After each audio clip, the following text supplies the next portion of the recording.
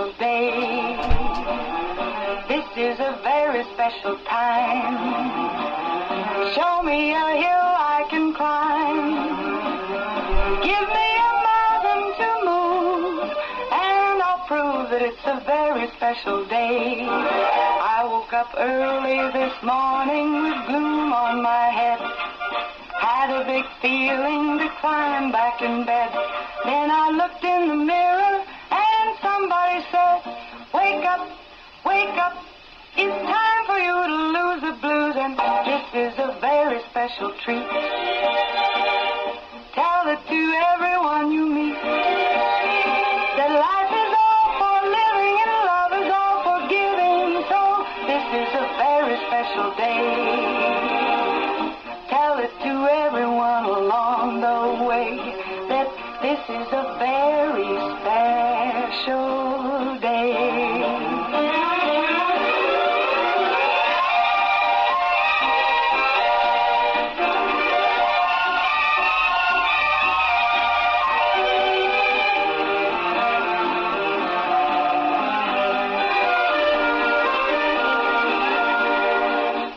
Up early this morning with gloom on my head. Had a big feeling to climb back in bed. Then I looked in the mirror and somebody said, wake up, wake up. It's time for you to lose the blues, and this is a very special treat. Tell it to everyone you meet that life is all for living and love is all for giving. So this is a very special day. Tell it to everyone along the way that this is a very special day.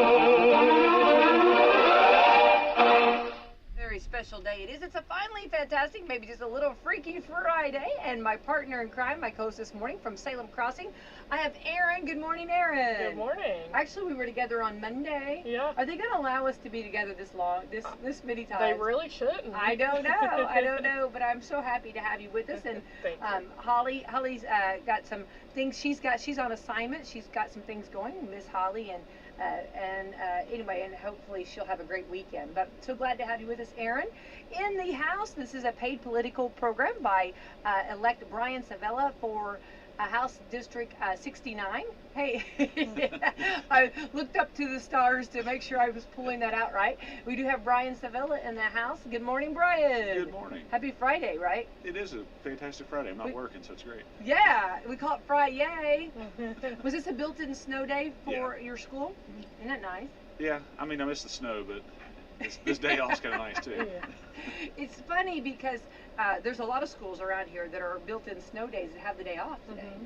So it's funny that you think when you hear the word built-in snow day and there's no snow. I think we had one this year. Did y'all have any? I can't remember now. I know we had one. Yeah. I don't think we did. Yeah, and then what they're doing now is like kind of like also like delays, like 2-hour delays, which work out well. That's what they do at North Harrison. Yeah, too. It works out well that way, and then you kind of have school, but yet you make it a little safer. The road gives time for the roads to get a little clearer and the temperature to get a little warmer. So I miss the good old days when they just pile us all on a bus and figure it out. Yeah, that's right. Hope for the best. I mean, you talk about like John Wayne Tough. You talk about like those bus drivers. I mean, you talk about. I mean, really think about what they had to go through, and then we put chains on the tires. They weren't messing around. They meant business.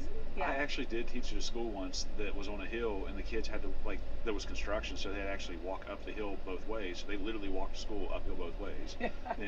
Oh, my grandpa would be like, we had to walk 3 miles of snow up to our knees, you know, walk up that hill. Yeah. Well, when I was younger, and we actually lived not too far from the school, and there wasn't a bus, you know, you just walked to school. So I did walk to school, you know what I mean? I really did. Of course. Yes, I did. 3 miles? Yeah. Well, if that's a story you want to tell, I'll let you tell the rest. Yes, that sounds better, doesn't it? Yeah. No, it wasn't that far. It was actually a good way. A brisk walk of a morning is a good thing, right? Good way to get your morning going. It's crazy that today's a built-in snow day because I just seen on Facebook yesterday someone tagged me and it said, "Moms, be ready. The teachers are getting ready to give us back full custody of our kids." Oh, that's funny. Do you remember during COVID, whenever all the different videos of like them throwing out the kids Yeah. and saying, you know, right? Take your kids back. So, and of course, Brian is actually, you are a teacher. Yes, ma'am. So you probably think this is a lot of fun. And you probably have the countdown, don't you? Actually, I'm strange. I'm the only one that probably doesn't. Mhm. Oh, I is have that right? No idea how many days are left. Oh, wow. I've always been the mentality that I don't wish away time, so I'm trying to enjoy every moment I have with them. Oh, I love that. Well, there you go. That's a good approach, but everybody needs a little time away. Yeah. And, you know, it's healthy for everybody. You know what I mean? Oh, I'm not going to complain. When I'm out of the golf course in June, no complaints. Yeah. But it's funny, we do have quite a bit of rain going on. We had that rain last night. Did you guys hear that? Oh, yeah. I can sleep through anything. I have no idea what happened. Oh, that's wonderful. That's Yeah, great. I wish I was When like you lay that. your That's a head down on the blessing. pillow, that's a good sign of like healthy, isn't it? I mean, really, like when you lay your head down on the pillow at night and just take a good night's sleep, that's wonderful. That's Yeah, well, I'm not doing so hot then. No. It is supposed to be really good. I mean, I think it's supposed to be really good, like your mind, you know, your mindset, you know. it is. Peace of mind. Peace of mind, yeah. Not me. Well, I had had an English bulldog that decided she needed to go out, you know. Of course, in the rain. In the rain. Then she's like, oh, it's raining. I'm not doing this. Yeah, you know my dogs will have the house a mess. Oh, yeah. I'll be mopping all weekend. Yeah. Well, anyway, so the rain came down. We're on to the 3rd day of May, and this is actually Garden Meditation Day. So for those having a garden, I guess go do some meditating in it in the rain. I guess, you know, I don't know. Just go sit outside my bushes, I guess. Yeah. Brian, it's time to come in. Can't say I've ever done it, but I'll try. Yeah, whatever. Yeah. Let's see here. International Space Day. So, Brian, have you always been fascinated with space? Yes and no. I like space, but the thought of being out there kind of freaks me out. I'm not to the level of my wife. She can't even look up. So, like, we went down to the equator, and the constellations look different down there, because when you get in the southern hemisphere, they're actually upside down from our viewpoint. And she wouldn't do it. She wouldn't look up at it. And, like, when the solar eclipse happened, she would not look at it. She is terrified of space. Super, like, brilliant woman, but I know. She doesn't like to think about things she can't understand, and it's just so vast that she was like, nah, that's a you problem. Yeah. Think of how her brain works. She's a doctor. His wife's a doctor. I mean, you know the things she does see. Yeah. But she can't look up. I love that. You can only hold so much, I you know. Yeah, her brain is fast. She picks her battles. Yes. She is fantastic with that. She's smart about that. I love that. That's why she can't read a map. Hey, Same. easy on that. I know. Yeah. Those map reading. Oh my goodness. That's a superpower. What about you, Erin? Do you like space? Oh, I love space. I love the moon and all I kinds love of too. stuff. Yeah, and so does Cameron. You know. So. Oh yeah. Yeah, he'll educate you about that. All right, International Space Day, International Tuba Day. You know the tuba players, you know? I can play those. I can play that. You can play the tuba? Yeah, I played trombone in school, and tuba's just a bump up from there. So. Wait, why did we not bring that in today? Yeah. I would love that. There's a country music song that's called "Play the." It's a you know, because usually you don't in country music you don't hear tubas. Well, there's actually a country music song with a tuba. And I know what you're talking about. Yeah, it's so cute. Yeah. And it says play that tuba, and during the country music song, there's Yeah. a tuba. It's so funny I'm hearing. gonna listen to that later. I have no idea. Yeah, it's really cool. It's really cool. Now, granted, I haven't played in what am I now? So I haven't played in almost 25. Well, that's years. okay. Might be a little rusty. Yeah. I'll go to war. I can at least do like that, trombone slide thing. Oh yeah, I love that. Yeah, that's cool. That's cool. National Chocolate Custard Day. Are you in, Brian? Down. Yep. What about you? Oh yeah. Yeah, me too. Me too. When the word chocolate. Yeah.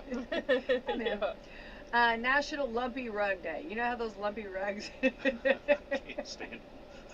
I know. I'm too OCD. Yeah, Mhm. yeah, Yeah, I can't have rugs either. yeah. National Raspberry Popover Day. Sadly, slightly allergic to raspberries. Oh, are you really? Just barely, but it's enough that it annoys me. Mhm. Oh, really? Same? Yep. Are you Wow. allergic too? Yep. Oh my goodness. I didn't know Guilty. that until 3 years ago. Same. Yeah. Is that something normal? Yeah, I don't know. I ate something with raspberry in it. It was some kind of custard dessert, and my throat was like extremely tingly. It wasn't really bad, but it was enough till I was like, I noticed it. So, yeah. Yeah, same. The exact same thing. Yeah. Okay, so I had no idea my entire life. Yeah. So the last time I had a raspberry popover, okay, H&R Bakery had them, and my water broke. So maybe I have a reaction too. Yeah. So did you finish it? Yeah. Yeah. On the way to get the car, I gotta finish Wait, this. duh. Of course I did. Of course I did. Not gonna be able to eat for a while. This is Yeah, it. this is, yeah. There's a baby coming. Can I have a second? Yeah. I think they gave me whatever they wanted. You know what I mean? Yeah. Yeah. Clean up, aisle 3. Yeah. Well, it was funny because I always wondered, like, you know, I have 6 daughters, so I always wondered if that would ever happen. Okay. Well, number 6, it happened on. Yeah, right there in public. Yeah, but it was okay. It was all good. Everybody was so focused on their donuts. You know what I mean? You could have just said you had those fashionable pants on that we talked about. Yeah, those ones. Yeah, yeah. They're coming out with $810 jeans that look like you let your pants. And, Oh. Yeah. And I'm not going to buy that. no, we I said decided. it was pregnant woman's time to shine. Yeah. Yeah. So anyway, raspberry popover day. I don't know that I'm allergic, but I get very excited about it. Okay? Yeah. National Specialty Abled Pets Day, and it showed, you know, where they have like the pets with the wheels. Oh. That, Oh, you know, yeah. like, yeah. It's amazing what they can do. You know? Yeah. I love that. Yeah. National Textiles Day. Show textiles. National 2 Different Colored Shoes Day. I could never. I mean, mine are black and white right now. There you go. That's the most basic of all. There you go. That's right. Right. No Pants Day. Okay. Pass. All right. I might get fired. Yeah. Yeah, I might be in trouble. Kind of have to wear those. Paranormal Day. Will not be participating in that. I actually, I mean, if like Christian-wise, never thought of this until my wife said it, but she believes in angels and demons. And she had an angel come to her and tell her when she was a kid that their house was going to burn down. She told her family that the night or morning of it, she was like, you know, I had an angel come to me and said the house was going to burn down, everything would be fine. Everybody said she was crazy. She goes off to school, everybody goes to work, she comes home, house on fire. And you know, I never thought about it like that. And you know, I'm a believer, so I believe in that stuff now too. But my niece, my dad passed away when she was a few months old, and when she was like 2 or 3, she kept going up to the couch and sitting on it, saying, hey buddy, and talking to somebody. And we just, you know, thought 2-year-old, whatever. And my mom moved to a different house, and she started doing the same thing there, like, hey buddy. And we were getting like, you know, Anna, what's going on? Like, who are you talking to? Yeah. And she grabbed my hand and she brought me over to a picture, and she was like, that's Buddy, and pointed to my dad. I'm like, oh my gosh, get me out of this house. Oh my goodness. Yeah. Oh, that's cool. Yeah. Yeah. I mean, you just feel at that moment when she's like pointed a picture and then pointed back to where he was. And like, My son did sort of the same thing about my mom's Yeah. mom. We actually just talked about that a couple weeks ago. That's pretty cool. Yeah. and kids can see things we don't. I Yeah. know. I love that. I think everyone has, like, you know, everyone is on the line about believing and not believing in things like that, because kind of like with space, it's something that we don't understand, but also everyone you talk to has a what seems like a crazy story about something like that too. Yeah, I agree. Yeah, I love that. Public Radio Day. Yay! Yeah. Yeah, I was We trying know to think of somebody in Yeah. Queen, Radio Gaga. Yeah. Let's see here. School Lunch Hero Day. I love our lunch ladies. I do too. And I always love the school food. Yeah. I still love the school food. It's not as good as it used to be, but like, it's not the school lunch like program's fault. It's, you know, when Michelle Obama changed Yes. all the lunches, and Yeah. you know, you're mandated what you are and aren't allowed to have. Right. But like, they're so nice and they'll do anything in the world for you. Like our lunch ladies are. Because the you're best. a teacher. Yeah, you've got Oh, and you always make friends with them. Oh, Yeah. always. Yeah, the lunch ladies are the best. Yeah. I did that in college, and I put on like 40 pounds. Yeah. Oh yeah. Yeah, they're gonna feed you. Yeah. Oh, I And love it. everyone has like a lunch lady they remember, you know. Oh yeah, yeah. When they put that extra scoop Yeah. or extra large scoop, you know. Yeah. This is Sunday, and it shows solar panels. It looks like we've got a lot of that going on around here. So Sunday, love that. Of course, it's rain day right now. So there we go. Get out and enjoy Wordsmith Day, WordPress Freedom Day. Love that. And so there we go. Get out and enjoy. All right. So let's jump in and find out. First of all, Brian, I want to say thank you. You are running for House District 69, and that includes our area right here. Yes, ma'am. So. Am I putting you on the spot by kind of telling you the different areas that you will be covering for people when they're looking on the ballot? I'm a map nerd, so. Oh, well, there you go then. Okay. Well, you and your wife complement each other then. Yeah. She can't find anything, but I don't do anything medical, so it's a good trade-off. Yeah. We know our strengths and weaknesses. Love that. All right, so you're going to be in this area and kind of the areas that you're going to be covering. So I have all of Salem, and I have about a 6-mile circle around it, and then down towards New Boston, and then across over to this, like, oh my gosh, I can't remember the name of that town. It's right beside Scottsburg. I don't have Scottsburg, but I basically circle Little Scottsburg. York, you're like Little I have York. Little York as well. Yeah. There's something basically southeast of that, something with an L. It's like Latoya or something like that. It's a little like crossroad. There's not really a town there. I think there's like 2 old businesses. Leota? Yeah, that's it. Leota. So I have around Scottsburg, and then over to Blocher, and back up to Austin and Caruthersville, north almost to Columbus, and then over towards Freetown, and then back down to here.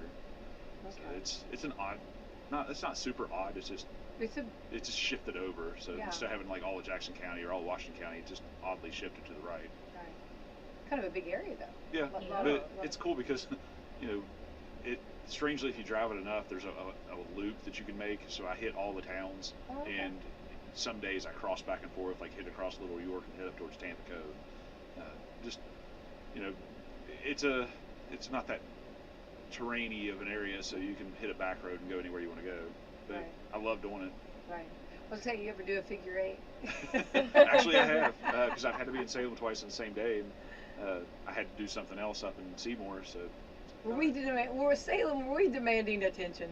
Were we saying? Imagine. But I love coming down here because when I come down here, the people are extremely attentive and like very friendly, loving, and have tons of good questions. So I don't mind coming here at all. And plus, I go to that Thai Lotus almost every time I'm here. Yeah. Well, good for you. Yeah. There you go. So let's go back. First of all, I want to thank you for coming to my forum the other night. Yeah, I appreciate awesome. that. It was Tuesday night. Time goes by so fast. It was Tuesday night, right? It was Tuesday night, yeah. And thank you, Dent, for coming down. And that was kind of a good time for, I feel like it's great for people to get to know you. Don't you feel that? Oh, yeah. I love when people get to, and that's been probably my biggest compliment that people are giving me is that when people reach out to me or want to meet me, I always answer. Mm-hmm. And, I'm busy with school and whatever else, but in the evening, if you want to talk to me, I gladly will. So I was very excited to come down here for that night. And, went out to, I'm trying to remember which Mexican restaurant it was. The one kind of down towards Wendy's. I don't remember the name of it. El Camino. El Camino, yeah. Yes. The Bravos, they're wonderful. Yeah, and they were super nice. The staff talked to me, and yeah, they're fantastic. Because they saw me pull up with a Magnum on my truck, and so it was nice. Now I'm wanting Mexican food. Yeah, think about that all day. Yeah, fajitas. Yeah. Want a fajita now. Okay, so Brian, going back though on like when you talk about like, I guess like let's go back to like, and Erin, you too, like when you think about a traditional, let's say politician, right? Do you feel like that's one of the number one things is like to be approachable? Oh yeah, and I'm trying to be different than the rest of them. So a lot of them have a staff, or they're just too busy for people, and they don't, reach out and talk to people. They're not willing to take a complaint or a criticism. And I have some of his supporters actually come and get on my Facebook and find me and try to basically come at what I'm saying. And it's driving them crazy because I'm like the friendliest person you're ever going to meet. And I always respond to them and say, thanks for coming over. Thanks for talking to me. Like, I value your opinion. And I truly do. Like, I want to know what everybody thinks. And, that's something that I think a lot of politicians have lost over the years because we know that we can spend as much money as necessary in radio ads or TV ads or flyers or whatever else and just get our name out there to where we don't have to talk to people. And, right. And that's actually what's happening to me right now because I got good news. I'm actually the #1 contender in the entire state to take out an incumbent. Yeah, that's awesome. They have spent more money. And it's weird. It's the Republican Party actually that's actually, or technically the House Republican Party that's spending all this money. They're spending over, I'm trying to remember what it was. It's roughly about $90,000 trying to have him win, and it's all going towards those typical ads. And I would prefer talk to people and get my name out and see what people have to say. Before I forget, when you introduce me, I have to say the thing correctly. It's paid for by friends of Brian Savilla. Okay. I'm being attacked for the dumbest little things, and they're trying to say like I'm not doing my disclaimers properly. Like they actually filed a legal complaint on me, saying that my font was too small on my signs, and it's not. They were saying because you have to have legally, you have to have What? yeah, you have to have 7-point font. Mine's 14.8. I went back and checked, and just these stupid little attacks trying to just nitpick things and keep it kind of like what they're doing to Trump in court, like just keep him busy so he can't do what he's supposed to do, and it's just annoying.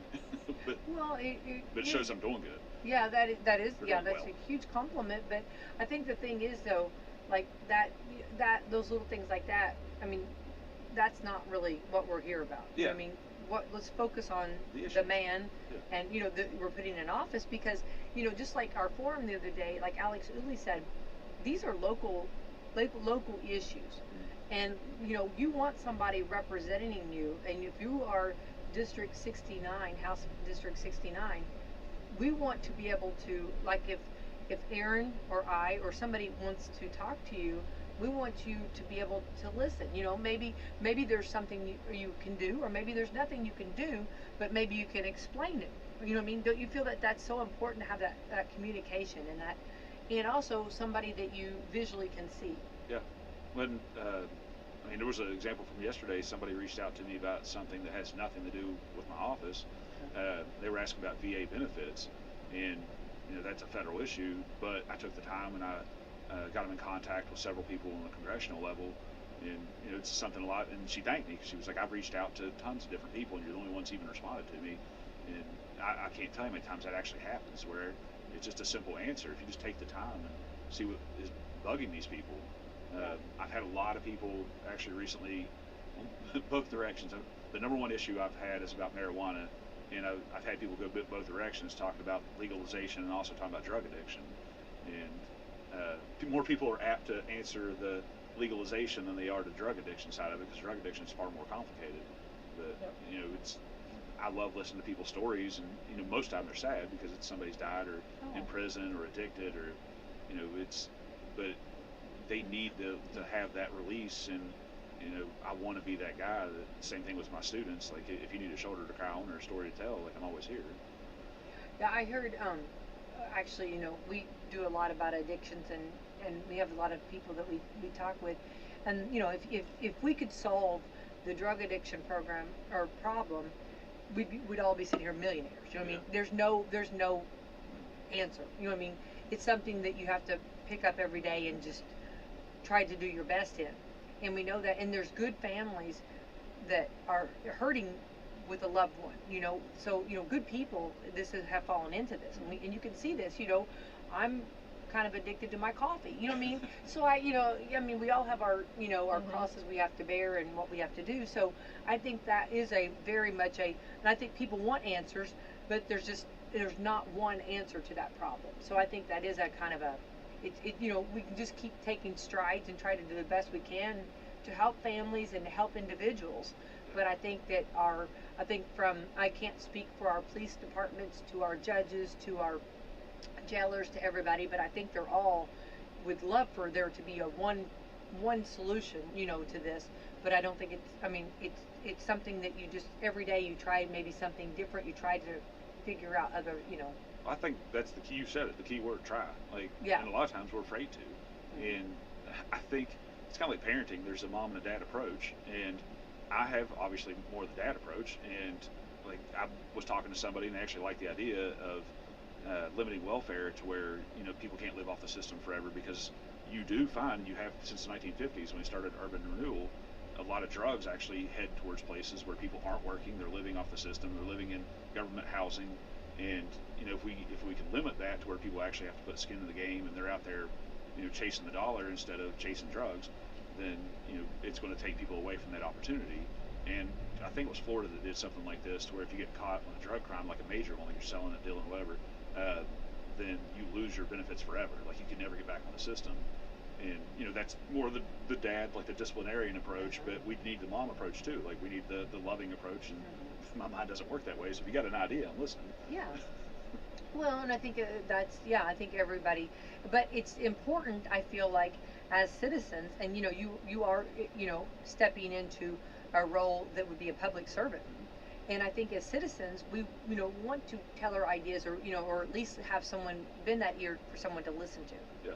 And I don't think it's always about, like, someone being able to solve the problem or having an answer, but as someone seeking even a little bit of advice, I think just being empathetic means a lot. You may not have an answer, you may not be able to solve my problem, but can you understand where I'm coming from and listen? I think that's what a lot of people want. I mean, a lot of people that come with those issues know there's not an answer right now, but to know that you understand and will listen makes a difference, even for small things. You mean that most politicians don't listen? Yeah. They only want to talk? Yeah. I'm shocked by that. What? Yeah. Well, and I think too that going on that, piggybacking on all that, I think that also there's one of you and several of us, and keeping that mind where maybe you might learn something from someone, or take something that they've said and kind of build on that. You know what I mean? Yeah. And then take that up to Indianapolis, or right? I mean, that might be which is nice when you're doing the visiting. Yeah, and You're probably learning a lot, knocking on doors and meeting people. I am, and I love the fact that people aren't afraid to immediately go into it. Well, It's Yeah. crazy. No We have small a- talk, let's get to Yeah. it. We have a lot to say. Okay. Yeah. There was actually somebody here in Salem I want to stop and see before I leave today. I'm trying to remember his name. I'm terrible with that. But I knocked on the door. He opened it, looked at me. He could tell I was a politician, like stepped out the door, and immediately was like, "What's your stance on?" And started just going in. I'm like, "Well, hi." Yeah. Yeah. But I loved it because Staying in our Yeah. business. Yeah. I would rather somebody do that than be afraid to ask me something. Yeah. So Well, I think sometimes you are very passionate, which I love passion. yes, Which a lot of times that will come off a little bit more, if you want to use the word aggressive, a little bit more. But I love passion and feel very near and dear to subjects, and I love when someone shares that. I think that's important, and also when they get to hear their voice being heard. yeah. Well, and everybody has a story. Have you, from the time you put your name in the hat till now, do you feel like you have personally grown? Sorry, my dad Thankfully, was I'm a an history English teacher, teacher. I yeah. know, my dad was an English teacher. I'm so sorry. Have you, I even caught myself. Okay, my brains, my tongue and brain are not playing well together. I apologize. Okay, do you feel a personal growth that from the day you put your name in the hat till now? Yes. There you go. Yeah, and, thank you. and especially if you look further back, I mean, if you actually take the time to look into me, you can actually see it. I was not raised in a very loving house. I grew up kind of in a rough area, rough time, and I didn't understand how to articulate a message without getting angry.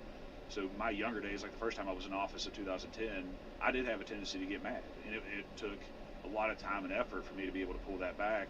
And you don't want to cause yourself to have an anger, an ulcer, so you have to let things out. But especially this year with the ridiculous attacks that they're throwing out there, like the font, whatever else, I have seen a massive growth in my ability to not get mad and to come at people in a very positive manner. And there's nothing you can say to me that's going to throw me off to where you saw it the other night. He's trying to get under my skin, and I'm always going to stick to the issues. I want to thank you for what you have to say. I want to let you say whatever you're going to have to say. And I used to, like I said, I used to not be able to do that.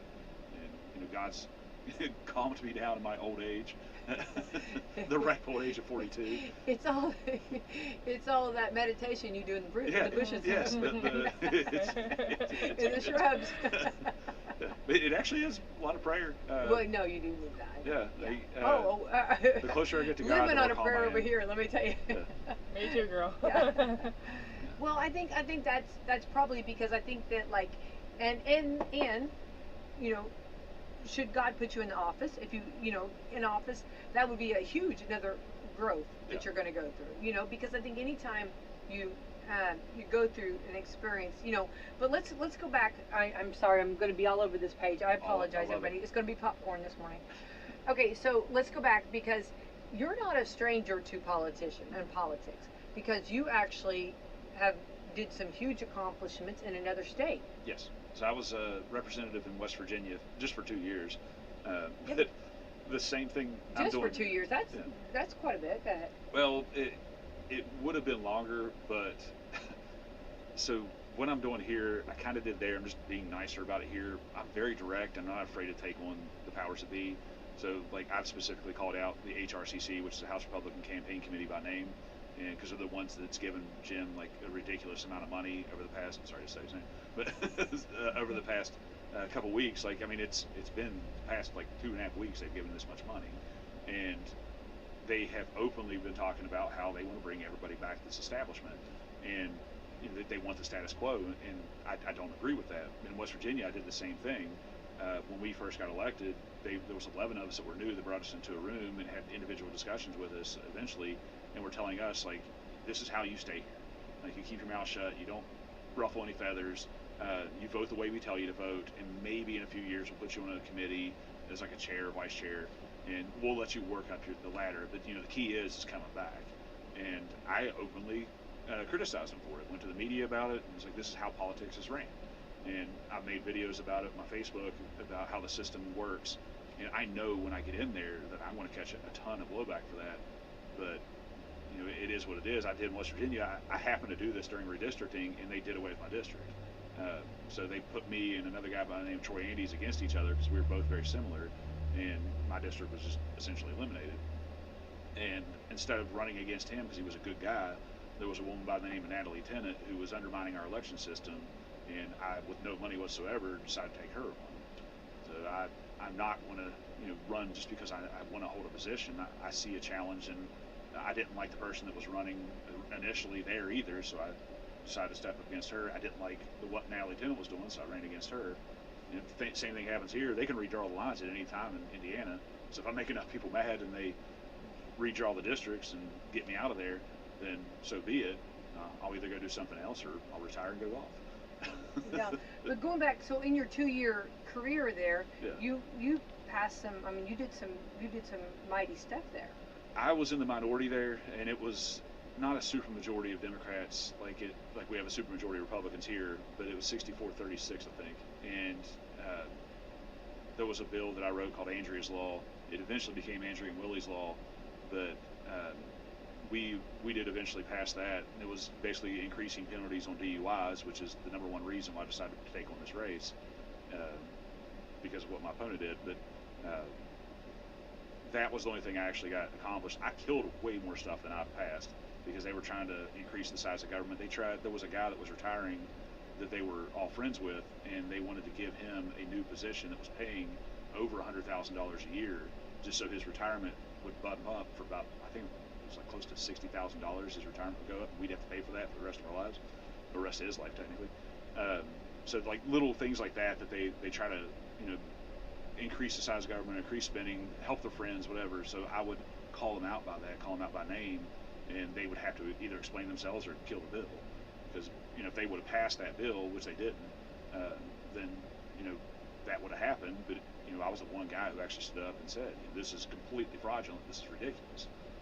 And the office didn't even do anything. It was some office about like parks or something like that, and it was just a friend of somebody in the park system. Right.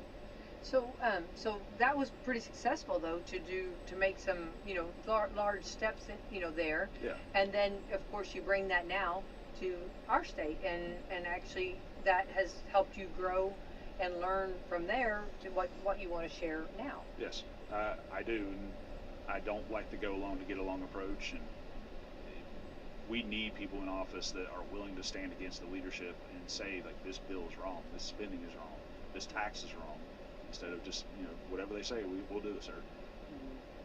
So let's go back to also, and I know this, and I just really want to. I think this is really cool. You are actually a government teacher. Yes. At Brownstown. Yeah, that's pretty awesome. So you and your class are talking, which I love putting your money where your mouth is. Yeah. You know what I mean? I love that you have not only talked the talk, but you're going to walk the walk. And you tell the children that, and show them, the students, that you can make a difference and to step out Yeah. of your comfort zone, right? Mhm. So what's the response, and it's kind of explain how that all came about and everything. It's awesome.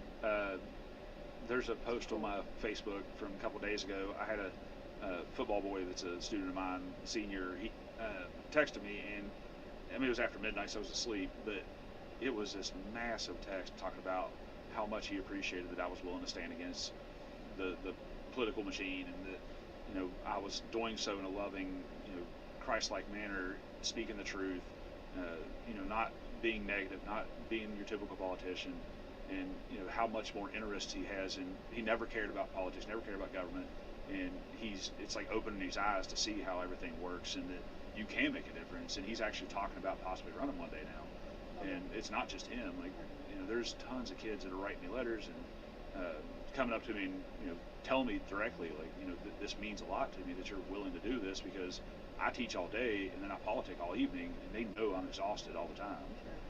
So I'm sleeping probably about 4 or 5 hours a night max, and that's a good night. That was last night. No wonder you go out. Yeah. So, yeah. When your head hits the pillow, you're there's out, yeah. nothing left when I'm done. But, you know, they appreciate it. So, you know, when I go in to do notes, or, you know, we talk about anything in class, they're fully attentive, because, you know, they don't have the complaints that most students and teachers have, you know, because they don't, you know, what happens for 8 hours is your day. And I have 16 to 20 hour days, and they're just, and this is 7 days a week, like, because if I'm not teaching Saturday and Sunday, other than going to church, like, I'm out, like, I'm doing it. And it's awesome to see the response from those kids, and even the staff. They're like constantly coming up to me, and it's like, I'm so proud of you for doing this. Right. Well, and I think for a student to know a politician, and to, you know, and actually, like, you're in the classroom with them, Yeah. but also to see, I mean, children are, you know, children. I always had a teacher that said, never say kids, because that's goats. So I have to, children, okay. So children, but it how smart they are, and what they know, and they are so aware of everything. So they're seeing you stick your neck out, putting your name in the hat, and becoming, you know, a servant leader, and they're seeing how sometimes people, and sometimes the reactions are not always nice. Yeah. I preach to them all the time, and, you know, the first 2 weeks of school are always the same. You get those kids to test the waters and see how far they're going to push you. But yeah, it don't work. It don't go very far with me. But they love, and that's the thing. Like, my classroom's full of love, but they love the fact that whenever my responses are back to them, it is always a very direct and loving approach. Like, if they do something wrong, this is what you did. I still love you, and I'm not ever going to be mad at you about that. So when they see the attacks, and my responses are always like, hey, thanks for saying that. And like, wait, I just attacked you. Yeah, it is what it is. Thanks. Like, I love you still. Yeah. Well, I think that's something that, like, because a lot of times, you know, you don't, I guess, especially from a high school, I had a good civic teacher, and he was very much about government, and took us up there on election day and showed us the different, you know, how it kind of runs. And of course, my mom and dad, you know, with the radio station, we always knew about election day, and so this has always been a huge part of my life. But I also know that when you step out now, it's a different world that we're in, as far as, like, and going on further to see your school teacher. I mean, Erin, would that not be something huge, your senior year or junior year or senior year, if you're sitting there and all of a sudden your school teacher is putting their name in the hat for a pretty big big office, not pretty big office, and putting yourself out there when you didn't have to, but you just wanted to give back. Yeah, I was actually enjoying a very peaceful life. I kind of miss it. I forgot to say one other thing with the way that I'm being attacked, and the value of it, because I've always preached to them, it's not how you're treated, it's how you treat others, and you always treat people with love and respect. So letting them see me practice what I preach with that changes everything as well. But yeah, I did have a teacher that was a politician when I was in school, but he was a very bad example of it. He was one of the ones that was a lifer. He was a good old boy. Like, he served until, man, gosh, he was in there for like 30 years. His name was Brady Paxton. He kind of looked like Kenny Rogers. He looked more like Kenny Rogers than Kenny Rogers looked like Kenny Rogers. I don't think I'd miss a day. I think I'd be there every day in class. No, he taught art, and I mean, he Oh, just, that's cool. yeah, he wasn't a good teacher. Oh. He was just there because he was tenured, and same thing with politics. Like, when I actually served with him later on, and I mean, he fell asleep during committees. He snored on the mic one day. He was there. I think that's what makes the difference, because for me growing up, you don't have a good taste in your mouth about politicians. Yeah. I mean, No, to Erin. kids, especially my generation and the generation below me, sees politicians as bad. Not me, but I'm just saying as a whole, most of them do. Yeah. So to see someone pure and understanding and better makes a huge difference, because then you can kind of change your outlook on that. Because I know, like, a lot of people in the generation below me, they don't even want to vote because they think it doesn't make a difference, or, you know, they don't want anything to do with it because it's bad, quotations, because Yeah, they can't yeah, see. yeah. But so it makes a difference to see someone good. You know, I don't know how to word that better, but Yeah. it makes a difference. I agree, and it's actually pretty common for them to say. Yeah. But there are good people out there. Like, Oh yeah, they're I'm not very all thank- bad. Yeah. I'm very thankful for the area we're in. In Jackson County, there's a guy by the name of Dave Hall. I think he's a phenomenal representative.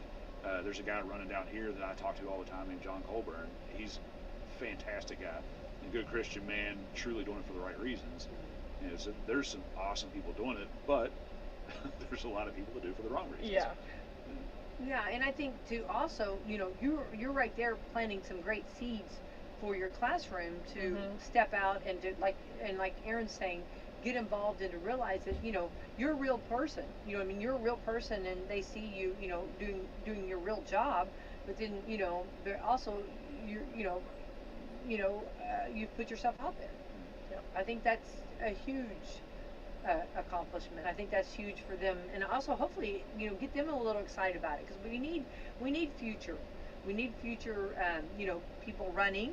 You know, we need also voting, and you know, a lot of, like Erin said, there are a lot of them will say, "Oh, my vote won't count. It doesn't matter." Yeah, You know. and all we see is what's put on the media, social media, and most of that is negative. Yeah. So it's hard to find that happy medium where you see the positive. So putting yourself out there makes a difference, especially to the children that only see the negative on TikTok, or, you know, that's all they really see. So I wish there was no such thing as TikTok. yeah. Like, I'm not for banning anything. Like, I'm a freedom of speech guy, but like, I can't stand when people are like, "I saw this on TikTok. It has to be true." Like, Yeah. yeah, believe Yeah. everything on the internet. Yeah, TikTok that's is a good not idea. a reliable source. No, It is terrible. But that's what kids see now. Yeah, and it is, and there's a lot of anger with that, and I want them to not be angry. Yeah. Like, anger solves nothing. At all. So, Brian, who do you like? I know you said you met some really nice people that you get to you know, to hang out with and to kind of, I guess, talk with. But do you have like a mentor that you feel really strong about, like that you like to? What I'm saying is, in office, you know, you're going to have a lot going on, and do you feel like there's a mentor for you? For You mean someone around you look here up or to. Yeah, or general? just in general, you know, anywhere, you know, in the, you know. I'm very blessed. So my Uncle Joe is my hero, and he was the guy that always, and he's still alive. He's in his upper 80s now, but he texted me yesterday. Amazingly, you know, 80-year-olds can text. I love that. Yeah. He always said exactly what he thought. You never ever question where he stood on anything, and he was in office for a little while. And like but when he did it, he never was angry about it. He told you exactly what he thought. If he disagreed with you, you knew why, where, how. There was no mincing words in the slightest bit. That you knew when he talked that he loved you, and he was doing it for the right reasons. And that's why the way I teach and in politics and everything else, like when you come across me, you've met me in person several times now. Like, I am this, and it's been cool to see my students see me outside the classroom too. And they this week said that to me. they're like, you speak exactly the same all the time. Like your typing even sounds like you talk. Like, like you don't mince words. That you say exactly what's in your mind. And I want to pass on, and that's what we're all here for. Like at the end of the day, we're not going to live forever. Right. So I want to pass on Uncle Joe taught me to everybody coming after me, and I want them to continue that on forever, to where I'm creating a network of people that actually care about others, will stand up for what's right, say exactly what they mean, not have no fear whatsoever. Right. And I have a lot of other people that are in my corner that I look up to, but that's the one man that I will never disappoint. And my favorite story about him is that when I was 16, he beat the crap out of me because I backtalked his wife. And it was a blessing for him to do that. Because I grew up in a very country area, and we were Italian. You don't disrespect women ever. And it wasn't even nothing major. I don't remember what I said, but I think I just didn't even say her name correctly. And he wore me out, and I deserved and he was in his 60s. Yeah. I like this Uncle I do Joe. too. Yeah, he was, and at the end of it, he's like, Let's don't call ever, Uncle Joe right yeah, now. we put him on here. He would answer. He's always up. But he said, he's like, and he wasn't mad about anything else. After it was over, he's like, never disrespect a woman again. And I never have. Never will. I bet you do. Yeah, if a woman's mad at me, I'm like, look over my shoulder, see what's behind me. Yeah. Yes, ma'am.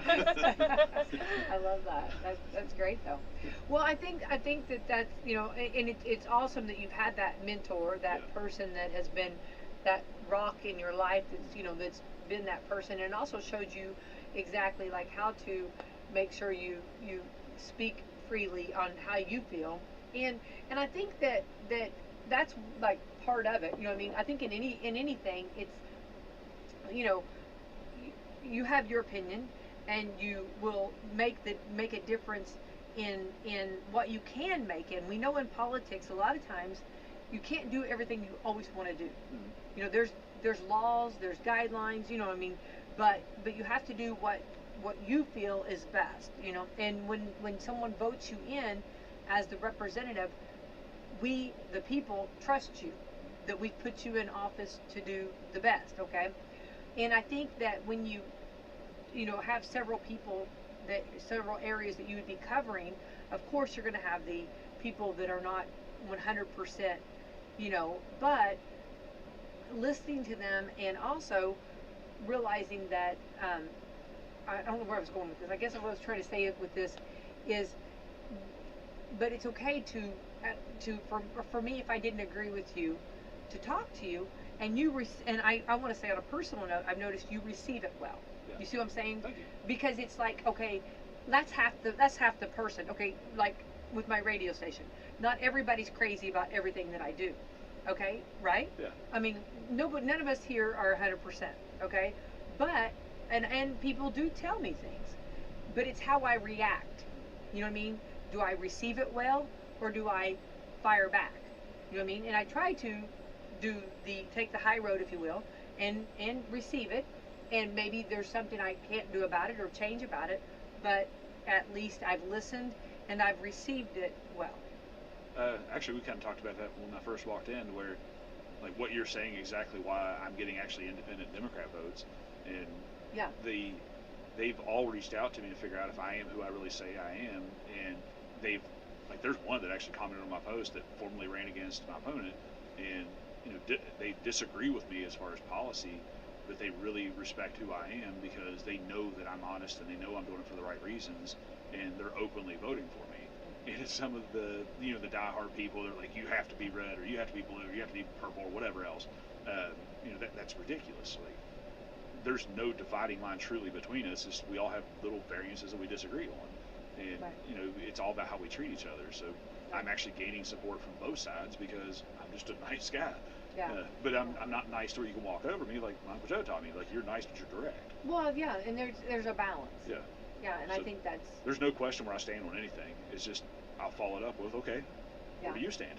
Yeah, and if they, you have to agree to disagree. Yes. And I think anybody being on a board or in a sitting in a seat, I think you have to realize that sometimes it's okay, and sometimes that's part of it, But I think that that getting and listening and being out there, I think that's going to do well for you because you're listening to people, and when someone disagrees with you, you're still respecting that, and they can hold that.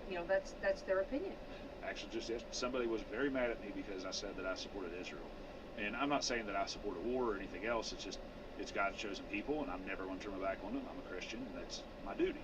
But we both agreed that we don't like the Federal Reserve and like the process of our banking system. So he kept attacking me over Israel, and I just said, hey, I love you. I'm sorry that we disagree on this one issue. I said, but can you understand that we both agree that the Federal Reserve needs to be audited, fixed, done away with, whatever we want to agree on, and can we find that mutual ground and not hate each other over it?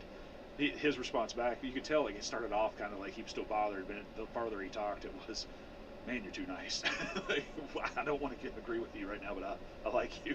Yeah, I like that. That's good. Win him over, right? Yeah. Because we agreed on one thing. Like, why do we got to hate each other because we disagree on one Yeah, thing? that's okay. Yeah, that's all right.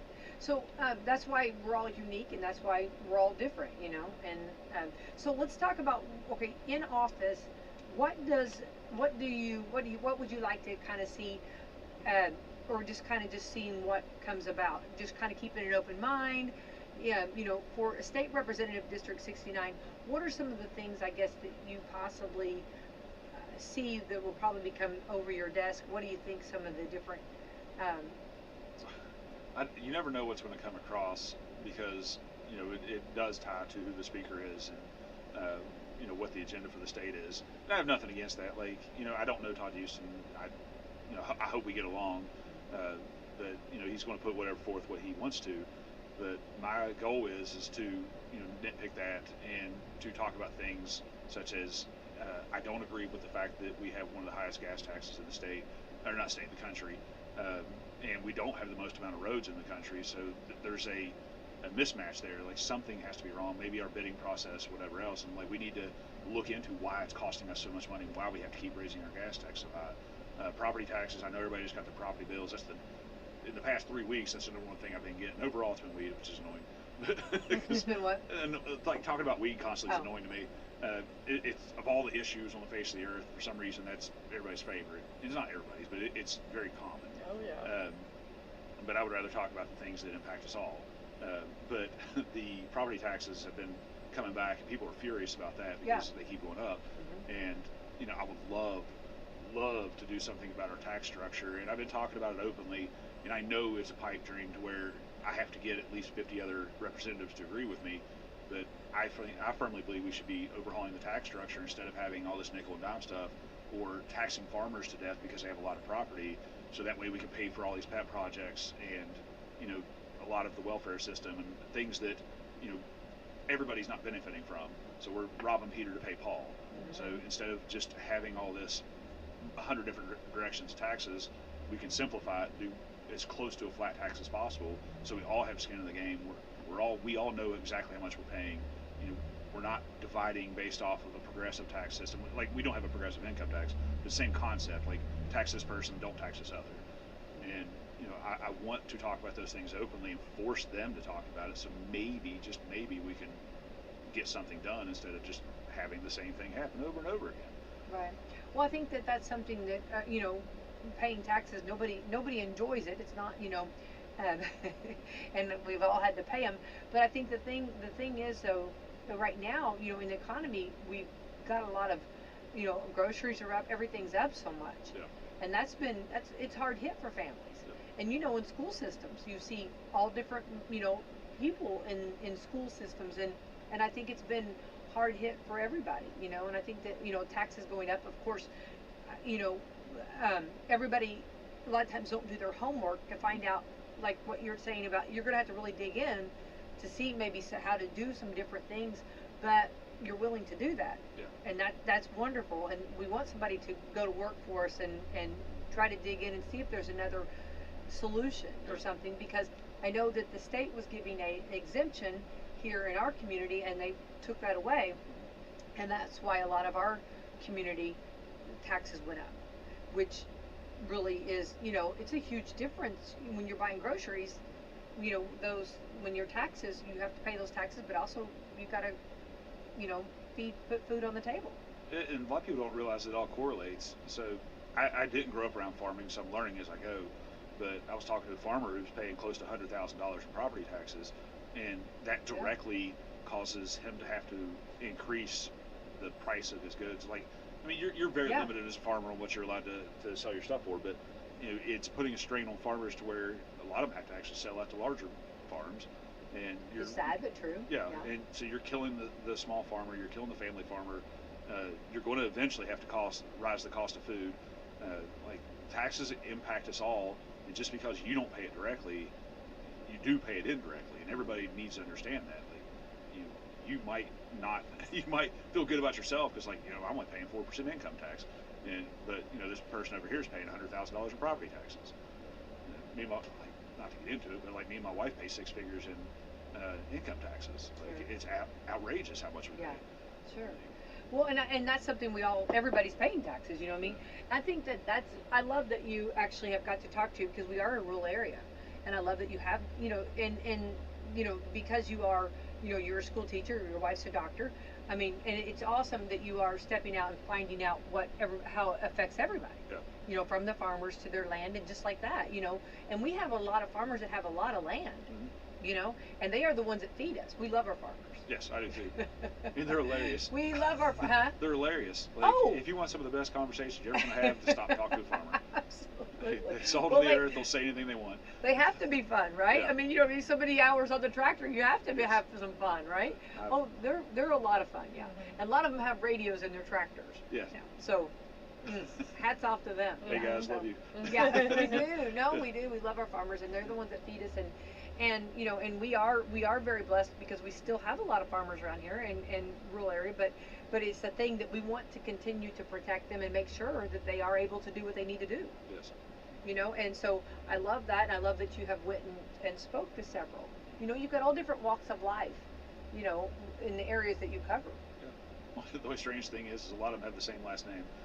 I've met like 15 Hackmans that are farmers, and like they're not even really connected to each other. It's the craziest thing. Yeah. Yeah. So, yeah, there's like 8 names around here. Yeah. I love it though, because it's unique. Yeah.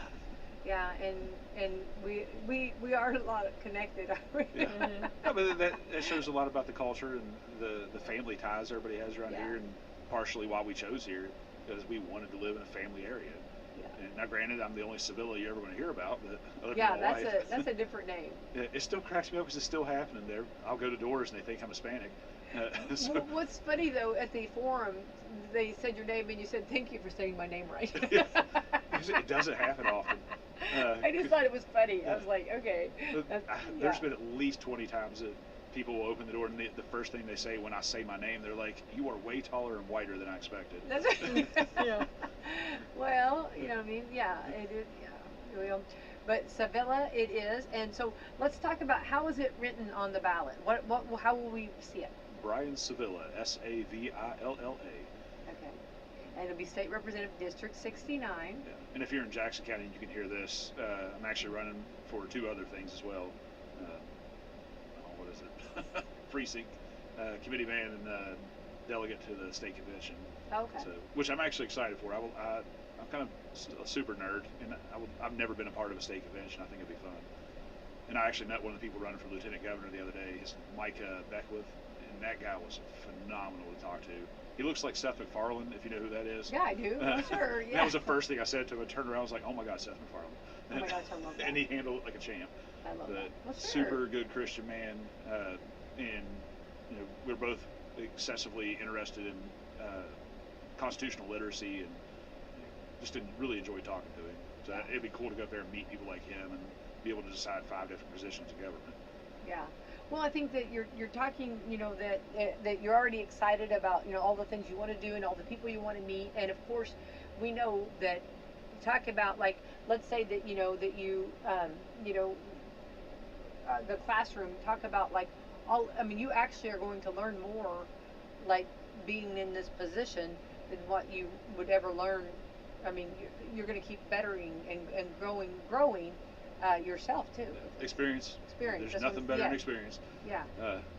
I personally believe a lot of experience is better than a lot of college education at this point, and we're starting to see that too. Well, I think that right. And that's something I actually would like to take on too. Is I think there's a lot of wasted time, money, and There's a lot of agendas pushed in college education these days, and it's not what's good for the students, it's what's good for the professors and the universities. And it's a shame that we have not addressed that more. And we're pushing like DEI and things like that, where these agendas that we're trying to divide people based off of who they are. I don't look at you as your physical features. I look at you, you're an amazing person on the inside. And I do not support any college or anywhere trying to divide us.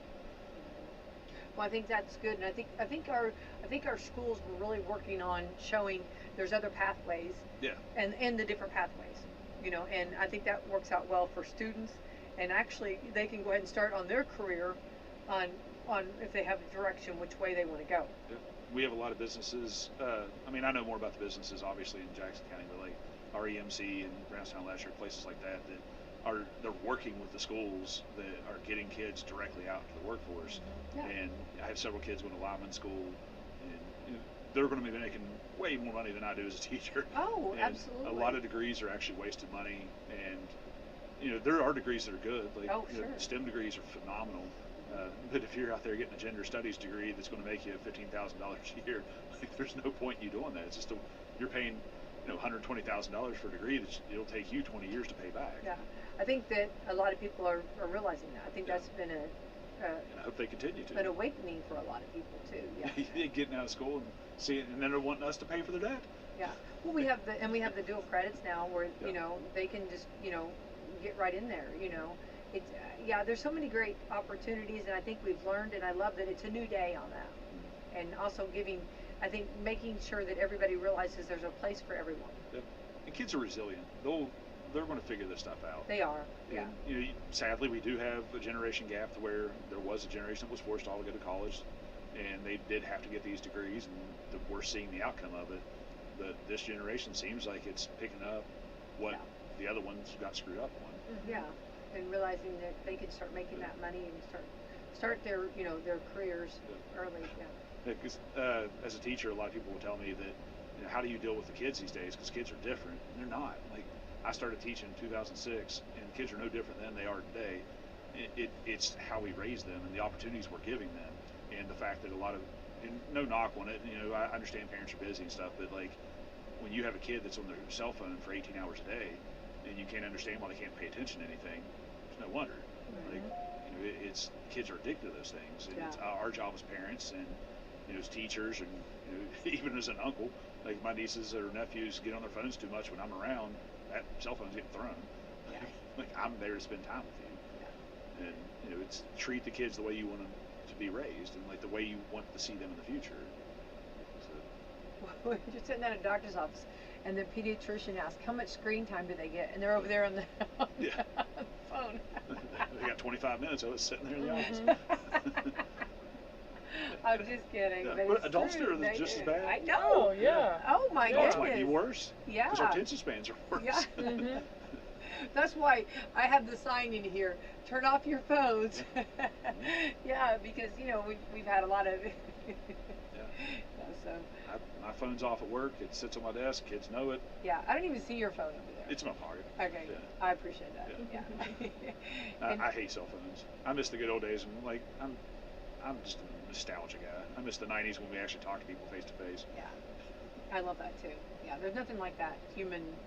Yeah, getting to human communication and just So, well, Brian Savilla, we've gone a little bit over, but that's okay. We want to make sure people get out and vote, right? Get out and do it. And you, for those of you who heard me say it, you could pull a Republican ballot if you're independent or Democrat. It doesn't. Oops. Speaking of cell phones. Sorry, I know. Sorry about that. I was just talking about. Sorry. Do as I say, not as I do. Yeah. I did not see that. I thought I had it on. Sorry. Those who can't do coach. It's okay, Yes. Becky. Yes, exactly. Erin, touche, right? All right. But you can't.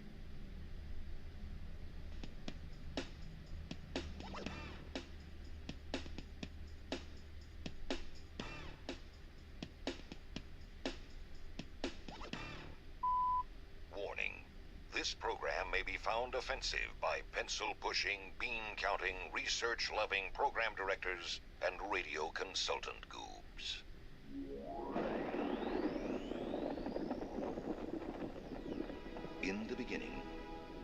there was fun on the radio. Then the radio industry fell victim to corporate America and venture capitalist bankers who marched in with their research and up to their armpits in debt and turned the radio band into a wasteland of cookie cutters. Faceless, sound-alike stations who completely lost touch with the people they were meant to serve.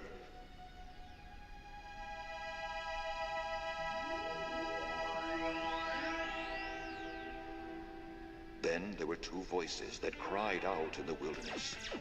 Faint at first, but becoming louder with every passing ratings book. It's okay to have fun again. To give the people what they really want to hear. And not treat them like a sea of mindless followers who have no choice in their radio entertainment. Welcome to the Rick and Bubba Show. And here we go, 7 minutes past the hour from the Big Boy Studio.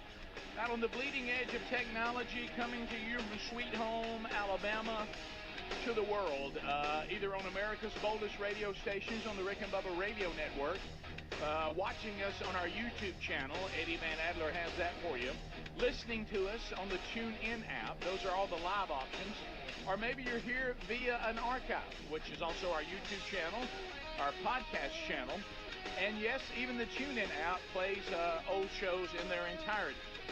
All that's available for you. Find it at Rick and Bubba, spell out the word and.com. Speedy, the real Greg Burgess, Helmsy here, and welcome back. Bill Bubba Buster. Rick, glad to be here, and thank all of you for joining us. Rick, it is yet another hour of the Rick and Bubba experience. It is. So we are looking back today.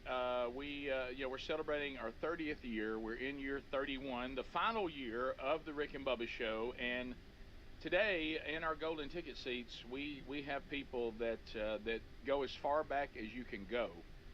These are former salespeople that were selling. Some of them go all the way back to the morning extravaganza where Bubba, as the engineer, was sneaking in to be on the show. Mm-hmm. So I was informed we have some of those in the audience. They go all the way back to pre-Rick and Bubba. And me and Angie go back even pre-Q104. That's right. Yeah. And so they saw the Rick and Bubba Show be formed. They saw me pursue Sherry as the new news person. Of course, one of them, said a minute ago, they said you could tell when she looked at you, she just fell in love.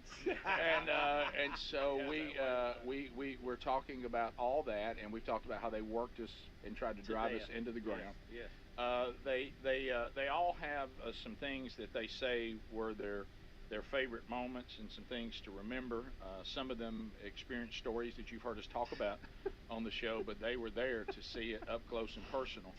And so I'd forgotten about a few of them. Yeah. I was enlightened last night about some of them that I had totally forgotten about. Well, Bubba, that's your body and your mind. It's protecting you from trauma. It tries it's like a car wreck, right? You don't remember what happened. I thought I was. What am I doing in the hospital, y'all? Yeah, I remember how hard they used to work us, and I thought I was ready to see them again. I don't think I was. My first thought was, where are they going to send us? Yeah. Where are we going? Some of them's memory is unbelievable too. They just don't forget anything. Yeah, I kind of hoped some of it they would, but anyway, so they go way back. Hey, let me tell you something. They're the foundation of creating this, because it was all new. We were trying to figure it out. They dealt with some of them. How many of y'all? I think it's only Meg that's here today. You're the only one that when they moved the show to Birmingham that went with it, right? Yeah, because for everybody else it was kind of like, hey, we're here in Gadsden. So we're going to focus on the Gadsden year. Oh yeah, that's right. I'm sure you were. So was she the one that gave us the pay raise?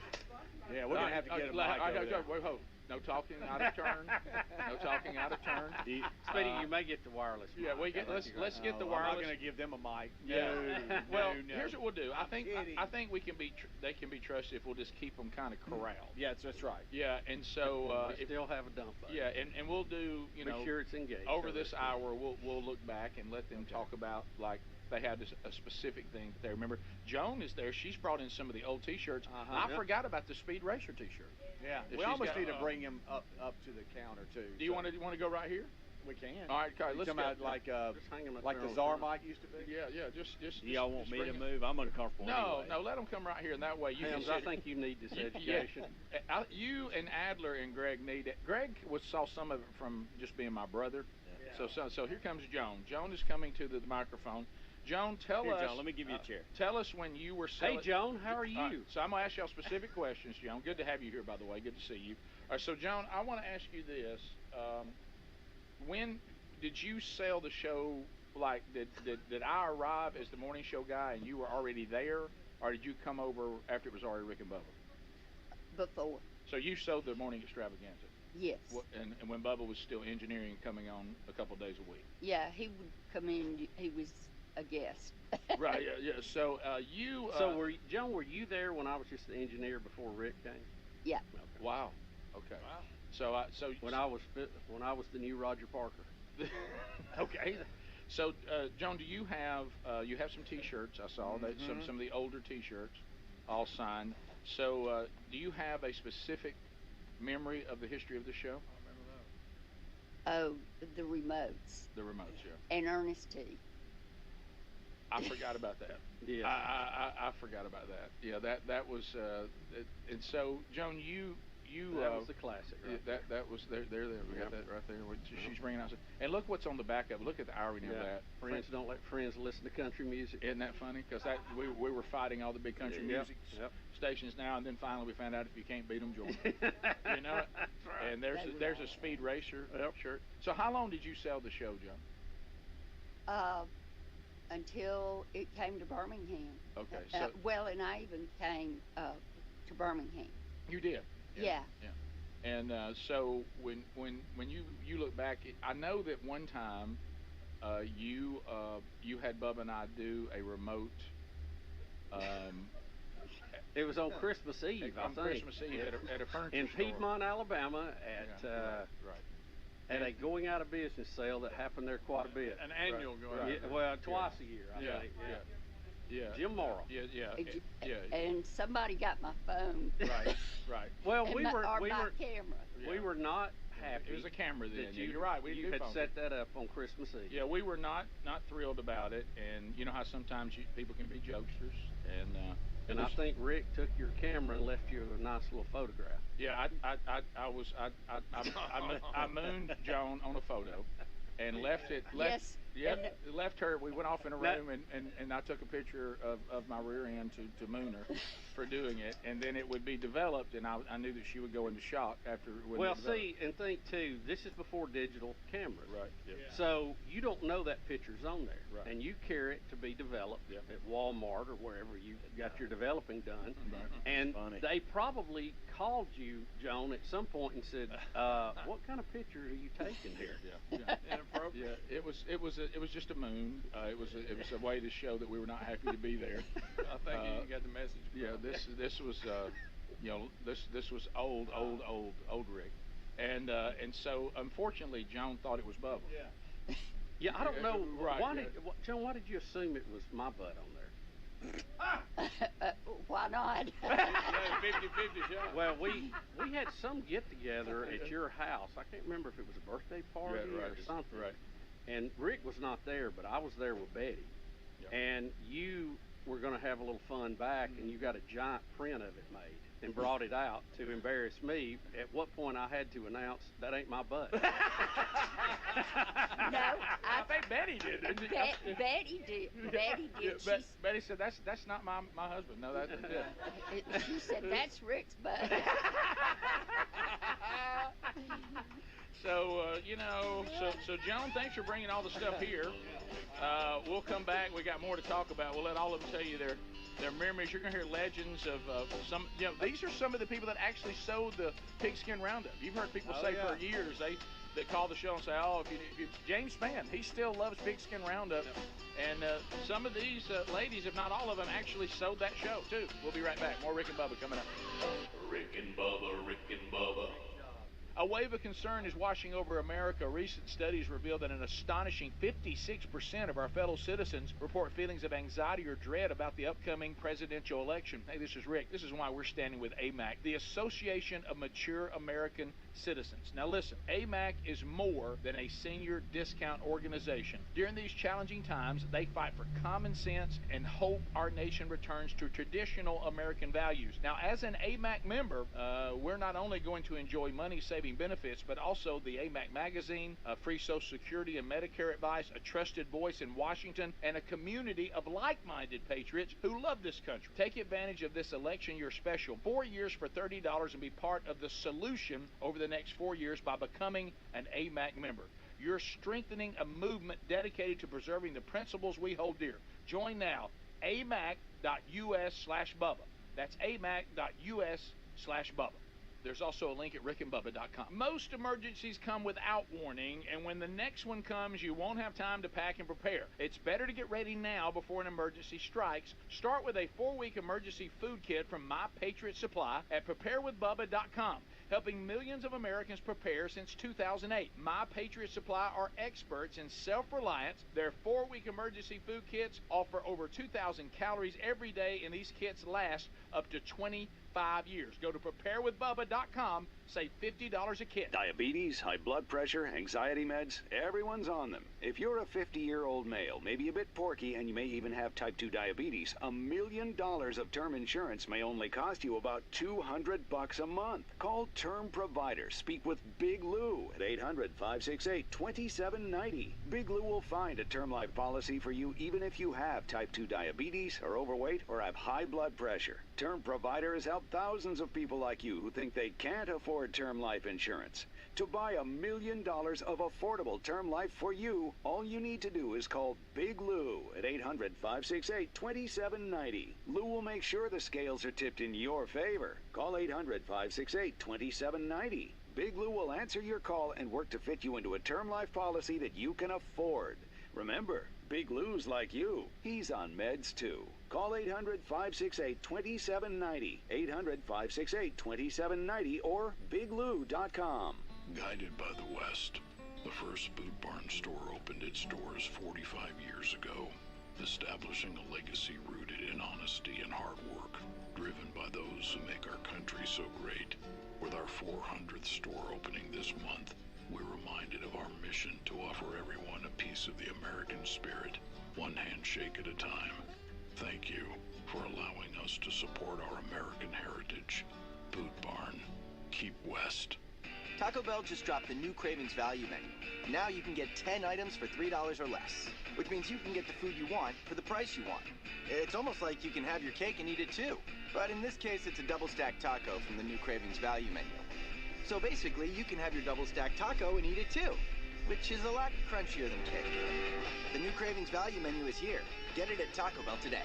At participating U.S. Taco Bell locations while supplies last. Contact store for price and participation which vary. Tax extra.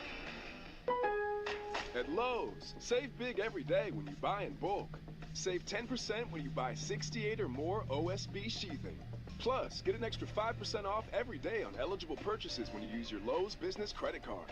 Get low prices on the materials you need today, because Lowe's knows pros. Selection varies by location. While supplies last. Discount taken at time of purchase. See sales associate for details. 5% offer subject to credit approval. Exclusions and terms apply. See store at lowes.com/credit for details. U.S. only. Are you an annoying coworker? Sending emails when everyone else is sleeping? Do they ask, how do you sleep at night? Then you should go to Mattress Firm. They have knowledgeable sleep experts that can help you find a better bed, like a Tempur-Pedic. It has technology to keep you cool at night, meaning anyone, even people like you, can sleep. Get matched at Mattress Firm. Sleep at night. Restrictions apply. See store or website for details. Patriot Mobile offers the same dependable nationwide coverage we all want, accessing all 3 major networks, but without funding agendas you don't agree with. Switching sends the message you support free speech, religious freedoms, our Constitution, as well as our military, veterans, and first responder heroes. Their 100% USA-based customer service team makes switching easy. You can keep your number, keep your phone, or you can upgrade. Your choice. Check them out at patriotmobile.com/Bubba and get free activation, or find the link at rickandbubba.com.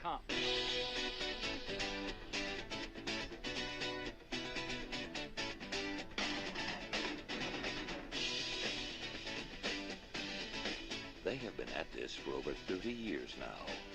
I'm afraid This is as good as it gets. The Rick and Bubba Show. 21 minutes now past the hour, the Rick and Bubba Show, and we've spent this year looking back on history. Even the other guests in the golden ticket seats are starting to put together, wait a minute, I've heard some of these stories. You mean these people were there? I think the quote was, "Is that Joan from the cruise?" Yep, the quote was that Joan from the Mexico trip? And Joan is closing her eyes, and you know what? It was a time of duress. So let's bring up. Y'all can come. Just kind of stand, salespeople, around this mic, and then as I ask you a question, you can step up. So why don't we take that story? So you've heard us talk about. It was a promotion. This is pretty well known in advertising agency and salespeople circles. You go to the agency and the person that runs the agency, and you say, "Hey, if you spend a certain amount of money with us, we'll take you on a cruise, or we'll go to Mexico. You get a trip out of it." So this was let's take some clients to Cabo San Lucas, and let's go out and let's all go snorkeling. Okay, and I know that Sherry and I were newly married because I remember how much it bothered me that there was a shark or something she thought in her flippers hit me right in the face, and she swam to safety on the boat and left me out there to be eaten. And I knew that maybe this bond had some work that needed to work on it. But all of us were there, and an odd twist, a hurricane was brewing called Hurricane Rick. I almost want to sing the Gilligan's Island song because it looked fine when we left. And it turned awful very quick. So picture this: if you've ever been, going out snorkeling, you get on the boat. It takes you out to where the reefs are, where you can see a lot of fish, and it's supposed to then bring you back. Mm-hmm. Well, when we started to go back, the hurricane began to impact our experience. And as we've said a million times, always look to the professionals that do this every day. If they're panicking, you got problems. And they panicked. The two guys on the boat, they were getting on a two-way, asking for help. They were speaking Spanish, but we could tell that something was not good. Translate the same. Yeah. Deaf to us all. It was suddenly great English. Yeah. And so, and both of you know this. Bubba and I, this is not exaggeration, we were given buckets and were told to start bailing water. They were like gallon pitchers with half of it cut out, and y'all were back there. I mean, working hard. Well, I actually had to take Bubba's bucket. Rick, you were still scooping, but Julie from Coca-Cola, which was a very important client, was vomiting in the other bucket because the waves were so bad. Yeah, no, I actually had her mouth covered and told her she could not. It was. If y'all want to say no comment to this, you can. But I felt like that at one moment it was getting so rough that we began to do a playoff with which clients were most valuable. That's true. That's true. Yes. That's Mountain View Hospital. That's no doubt. Oh my, that's funny. The most important got moved to the front of the boat. See, we're in the back. We were in the middle of the boat, and the waves were so high that you could see fish in the water. Yeah. I think as an adult, it's the closest I felt like I was to death. Yeah. That I thought the boat is going to flip over, hit us all in the head, knock us out, and we're going to drown in Mexico, never be heard from again. So we were running parallel with the beach because of the tow, and he could not get the boat turned. And it was rocky. We couldn't dock anyway till we got to the beach. But we could see the beach, and I don't know if our instructors told us, Bubba said it. I don't know who the first person who said jump. Julie. Was it Julie? From Coca-Cola. We all started jumping from the boat to swim in because the boat couldn't get in. So people are leaping, and we're trying to grab clients, trying to, and we're trying to get to the shore. I was screaming, abandoned ship. And then Robbie and his wife were on the boat. Yeah. And Julie was Robbie's client. Yeah. So Robbie jumped in after her and left his wife on the boat. No, that's when I knew he'd be a great salesperson. He saved the client, left his wife on the boat. Listen, no. Y'all had that story incorrect. Okay. Robbie jumped ship and swam when we were still in the lagoon. Yes. He wasn't with us. Oh, that's right. Because I all of a sudden had to left take his over wife his on the client. boat. Yeah. Oh, I take that back. That's why I'm holding the bucket. Oh, okay, wait a minute. Robbie saved himself. Yes, he did. Okay. There's Robbie McAlpine. Well, it's starting to understand why. Well, right. It's true. 2009. All right, so Sherry said, "No, I had the client." No, I had the client. I was holding the bucket. So an older woman who was a local started trying Tanning to. bed Meemaw. Yeah, started trying to get the boat In a two-piece. in a two-piece. Two-piece bikini. Yeah, and She had it on one of those two pieces by the end. yeah, the waves began It was to a one knock piece. her bathing suit off. Yeah, and knocked the old lady butt naked. Yes.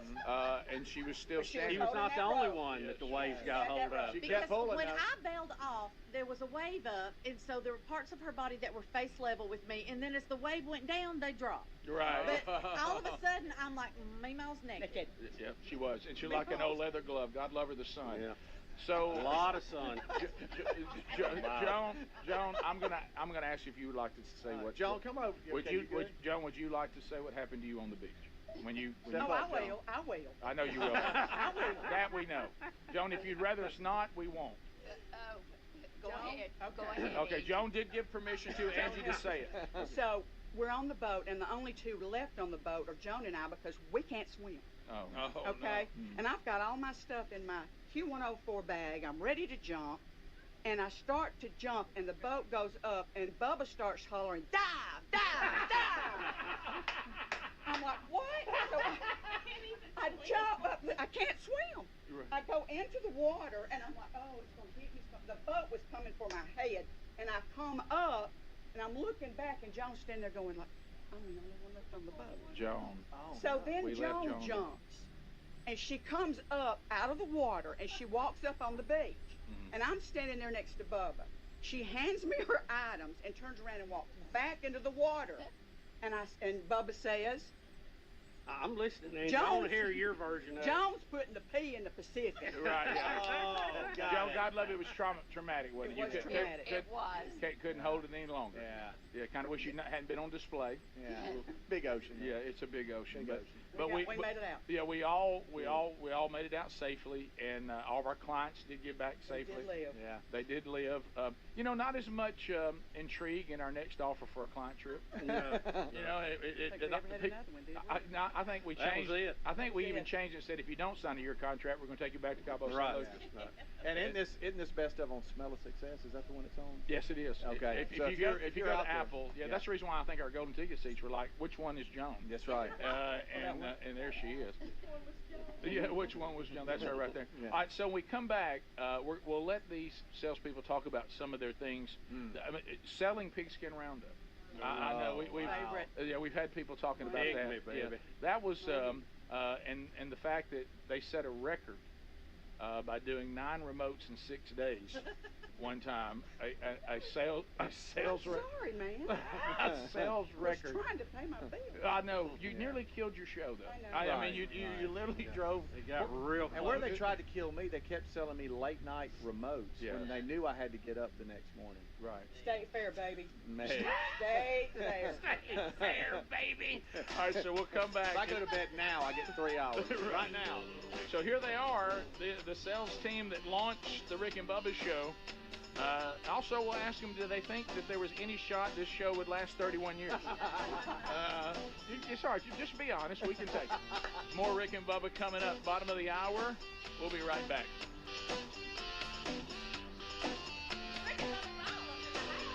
Rick and Bubba, Rick and Bubba.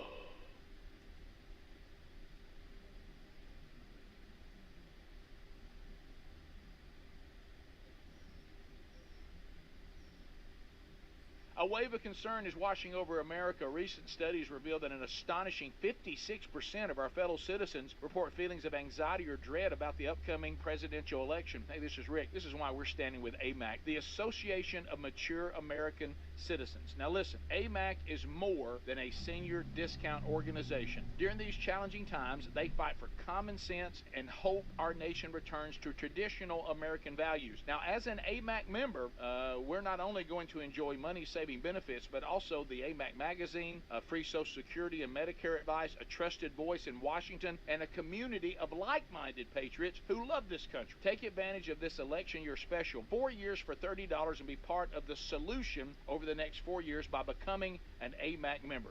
You're strengthening a movement dedicated to preserving the principles we hold dear. Join now, amac.us/Bubba. That's amac.us/Bubba. There's also a link at rickandbubba.com. Ever notice when you ask moms what they want for Mother's Day, so many of them just ask for one day of peace and quiet? I mean, good luck. Maybe you can't help Mom run away from all her responsibilities, but you could at least help her tune them out with a brand new pair of Raycon earbuds. Raycon's everyday earbuds are the perfect way to tune out all the noise around you and tune into something great.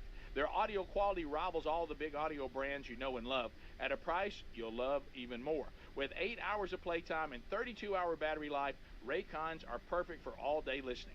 Raycons also come with 3 customizable sound profiles, noise isolation, and awareness mode. That explains the tens of thousands of 5-star reviews. Right now, get 20% off your Raycon order plus free shipping when you go to buyraycon.com/Bubba. That's 20% off and free shipping at buyraycon.com/Bubba. Buyraycon.com/Bubba. Buyraycon.com/Bubba, or look for that link at rickandbubba.com. You'll find it right under the sponsors button. Resolving to eat healthier this year? That was easy. Actually doing it? Not so easy. That's where Field of Greens comes in. Better nutrition is a key to health and longevity, and a healthy diet could even help you avoid health risks that run in your family. Field of Greens is your healthy superfruit and vegetable habit. It's the only fruit and vegetable product that literally promises better health at your next checkup. Your doctor will notice your improved health or your money back. Do your vitamins or green drinks promise better health? No.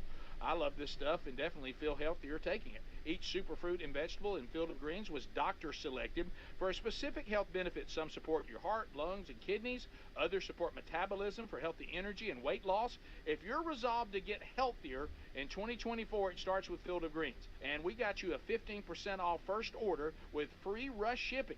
Visit fieldofgreens.com, use the promo code BUBBA for 15% off. Or go to rickandbubba.com, find the link under sponsors. Folks, the people of Israel need our help. I want to talk to you about something serious and how we can all help. Lives are being destroyed in Israel by the horrors terrorism has brought, and now world pressures that are impacting so many people. The facts are people have been hunted down on the streets, kidnapped, slaughtered in their homes. Terrorism knows no boundaries and spares no one. Soldiers, women, elderly, children, entire families, innocent lives are shattered and communities are in despair. Emergency war relief is needed, and we're asking you to check out IsraelNeedsMe.com today and make a positive impact. You can provide immediate relief along with support to Israelis affected by the atrocities of war. The pain and the reality is going to last for years, but in our own small way, we can help folks rebuild their lives, have necessary food to survive, regain hope, provide medical supplies and needs for children in school. Standing with the people of Israel through this messianic Jewish organization of Israeli believers will send a message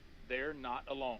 Go to IsraelNeedsMe.com or RickandBubba.com under the sponsor. Debt keeps you tossing and turning at night. You can't get away from it, but the truth is the system is designed to trap you in debt. Insanely high interest credit cards and loans make it nearly impossible to pay off your debt. There's a new way out of the debt trap, Pivotal Debt Solutions. Pivotal Debt Solutions isn't like the old school debt relief companies that string your debt out for years.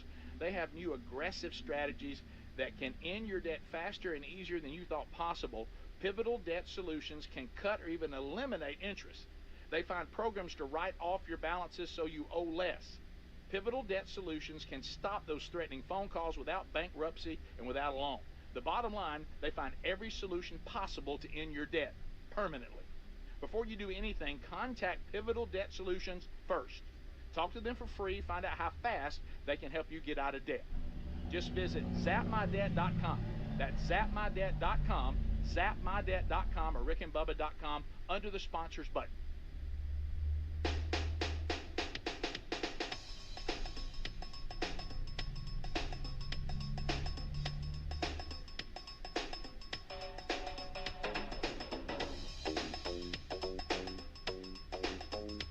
It's 35 minutes now past the hour. Looking back at the very beginning of the show today on this edition of the Rick and Bubba Show, SimplySayBubba.com, 24/7 burglar busting protection for your home or small business. If you have not gone to SimplySayBubba.com, boy, they really took the industry and moved it forward with all the modern technology, and no more of this boilerplate, hey, here's the security system, just make it work. It customizes to the property, so wherever you are susceptible, you can put a sensor. They've got indoor, outdoor cameras. I mean, they're monitoring. They can even stop crime or alert you of a fire, a flooding situation, all in real time. which is great. So if you want to maybe take a look today, it's a good time to do that. They give you a 60-day money-back guarantee. Go to simplysafebubba.com and get real peace of mind. And because you're supporting the show, you get 20% off. So go to simplysafebubba.com, find that link, and you want to put their monitoring 24/7 to work for you. That gets you 20% off. There's no safe like simplysafebubba.com safe. So the original sales team, or at least members of the original sales team, are here in the golden ticket seats today, and they're going back and talking about selling the show, watching the show form. We told you about a client trip that went bad that even made a best of CD. So Pigskin Roundup. So I know, Carrie, do you want to step forward? You said that was your favorite memory, is that right?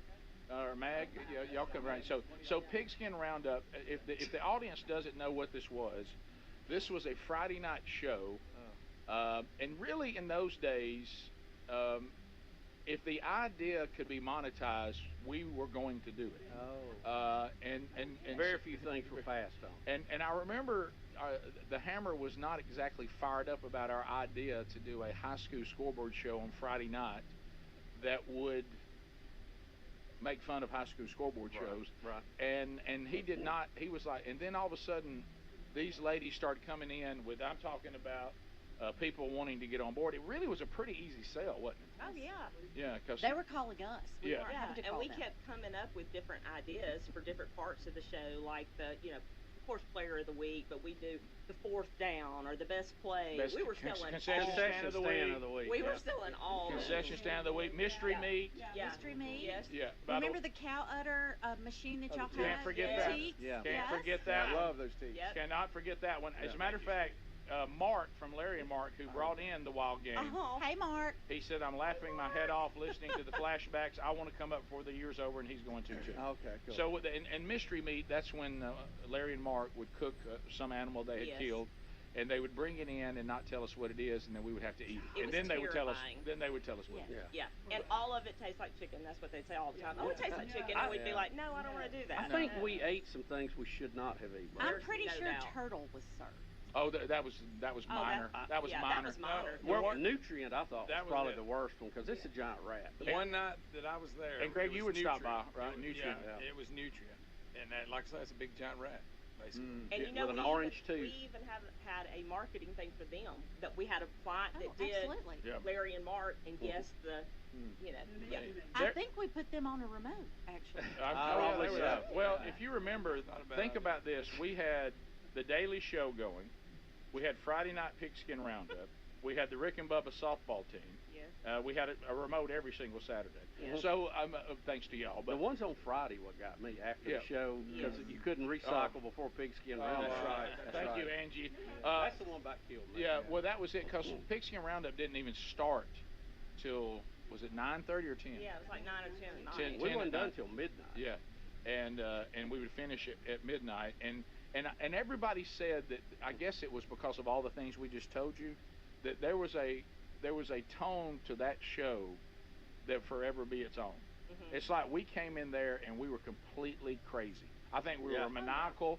I think we were sleep deprived. Yeah, And crazy. you let us just, I mean, you let it just be what it was, which was we had to me open is why door. it was so much fun. Yeah, oh yeah. Just like I say, Greg. Yeah. Ted Chuck did ice cream. Remember he did? Oh yeah. Sometimes the studio was it as big as Adler's little area in there? No, probably about the size of that. About the size of the call screen room in there. Yeah. And at the time they'd be 15, 20 people. Oh yeah. Screaming, hollering, talking. Everybody talking. And of course we had to get Helium Boy. Oh, of course. Yeah, had that. Helium Boy. We had to get it, bring out the Helium Boy suit. It was nonstop. It really was. And- But that was to me, and I know Carrie and I talked about that. When I think about our show, that's what I mean. That era, that part. I'm gonna start crying. Bubba. That was the best of the best. It Bubba, really they're was. saying their favorite time we've ever had is when they worked us into the ground. Right. You know, Well, it's a little bit of Ryan Greenwood. When y'all get tired and punchy, that's when you're at your best. A lot of truth to that. Yeah. A lot of truth to that. But Meg, I know you love dipping Dan more than anything, right? Listen, she's good for a spit anytime. So if you can throw a little spit comment, give her a dip it, Dan, Bubba. She wants to hear it so bad. So does the audience. So does the audience. Hey Meg, you gotta do done with that cup. I get her. so much there. He started doing that last night at dinner, and I promise you, me, Hunter, and Betty were just like falling over. Yeah, that's so good. Such good, such good character. Yeah, and so y'all even, we tell this story, it's in all the books, it's on every time somebody interviews us, but y'all have a unique view. You actually remember when Good Old Boy Theater was created. Oh, yeah. And y'all were the reason that Bubba became co-host, was because we were trying to sell the general manager at the time, Hammer, on his engine. And I understand when you hear it, that the engineer should now become daily on the show as co-host. Yeah. And of course, that wasn't a bridge a lot of engineers crossed back then. Well, let's not forget, in our business, what makes the world go round? I have Revenue. to say, it was money. Revenue. Okay, because revenue. Because I was back there when all that started, and we would have people calling us, especially the Sonny King dealership. Oh yeah. Kevin Riggin, that Hey, bunch. Big Rig. Hey Rig, and they would call us and say, "Okay, Angie, I want to sponsor this, and I'll give you $200 a day." Sure. What do you want to do? What Yeah, right. live? We'll do live. Right, yeah.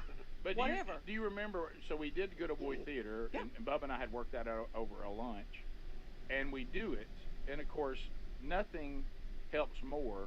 And I don't remember which one of you it was that came running down the hall holding up, "We have a sponsor at the highest rate we'd ever sold." I think it was Express Oil Change. Yeah, it probably was. I don't remember who that was.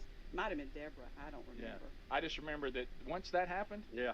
Because it was about double the rate of what they That was it, because he was going in there like every other day. Yeah. And then Hammer would come in there and run him out. Yeah. And then I was being threatened. I was being threatened not to go in the studio. And poor Speedy, God. I said, sometimes I got to work on stuff. Yeah, and so then it got to the point where, okay, well, we can sell this if you'll turn him loose. So then it got to the point when, okay, if we sell this, he can be in there every day. Yeah. So then we started selling live spots where y'all would read live commercials. Yeah. And then I got you cars Yeah. where you drove a new car every couple of weeks. Yeah. You're welcome. Yeah. And then, you know. Which one hit the dog in public? Yeah, All who right, was guys, that? that's- That was you. That was Rick. Hey, Sonny King took care of it. He came out of my blind side. Rode through the corn patch. We got you a new car. We got you a new car. They gave me a sports car, had a little too much car, ended up a corn patch. I did tap somebody to stop sign at Cedar Springs. Yes, you did. Yeah. So we I crashed. do remember that. We did crash the cars a few times, but I mean, we were learning. That's But right. the more money we got, the more y'all talk, the more money we made. So do y'all remember, which led to, you remember at one point we had to play this game where the guy who was had taken over for Hammer, right, had to report back that we were still playing music. Yes. Yeah. That was Bill Thomas. Yeah, he had to report back that we were still playing music. So we would play one song an hour. And then we had do y'all remember the first time that Friday Fat Chat happened, and we just kicked all the music out and said we're going to talk all day. And that led to really more advertising opportunities. Money. Yeah. To get more money. More money. Well, we knew because the country stations were so big and we were not, that the music was dividing people. That's right. Yeah. So we tried to limit that, and that seemed to make things roll along even better. And then I think when we went and saw what Mark and Brian were doing in California, where they had all done away with music. They just played it if they wanted to, or they wanted to sing with it. And I thought that's where we need to go. I'm going to go way back. Okay. Do you remember the bowling tournament that we had Yes. against WQSD? Yeah. Well, if y'all remember, every time that this big country station would try to do something, we'd up them. we just draw them into our trap. Up 'em. Save Sand Mountain Sound. And so you're live right here. We got, I don't care, we got limos, remember? Yeah. And we put y'all in these from Mark's Outdoors. He sent us those fashionable trench coats. Oh, yeah. Remember? Yeah, we came and in. so y'all come piling out of these limos, and all of us girls come piling out after you. Yeah. And then y'all went in and had this bowling tournament, and we just annihilated. Yes, that was good. Yeah. And We made them like it, I think. and if you took remember, over. I actually created a narrative because they challenged us to a bowling thing because they thought they had a good bowling team. Yeah. And and I turned it into they were making fun of the fact that I was born club-footed and and people were dogging them at remotes. Y'all are all. I came limping in. I do remember that. Yeah, that was great. We'll come back. Let's do phone calls next, and if you have questions, they're here. We can answer some of those or whatever you want to talk about at 866-WE-BE-BIG. Getting some emails too. We'll look at some of that as we reminisce.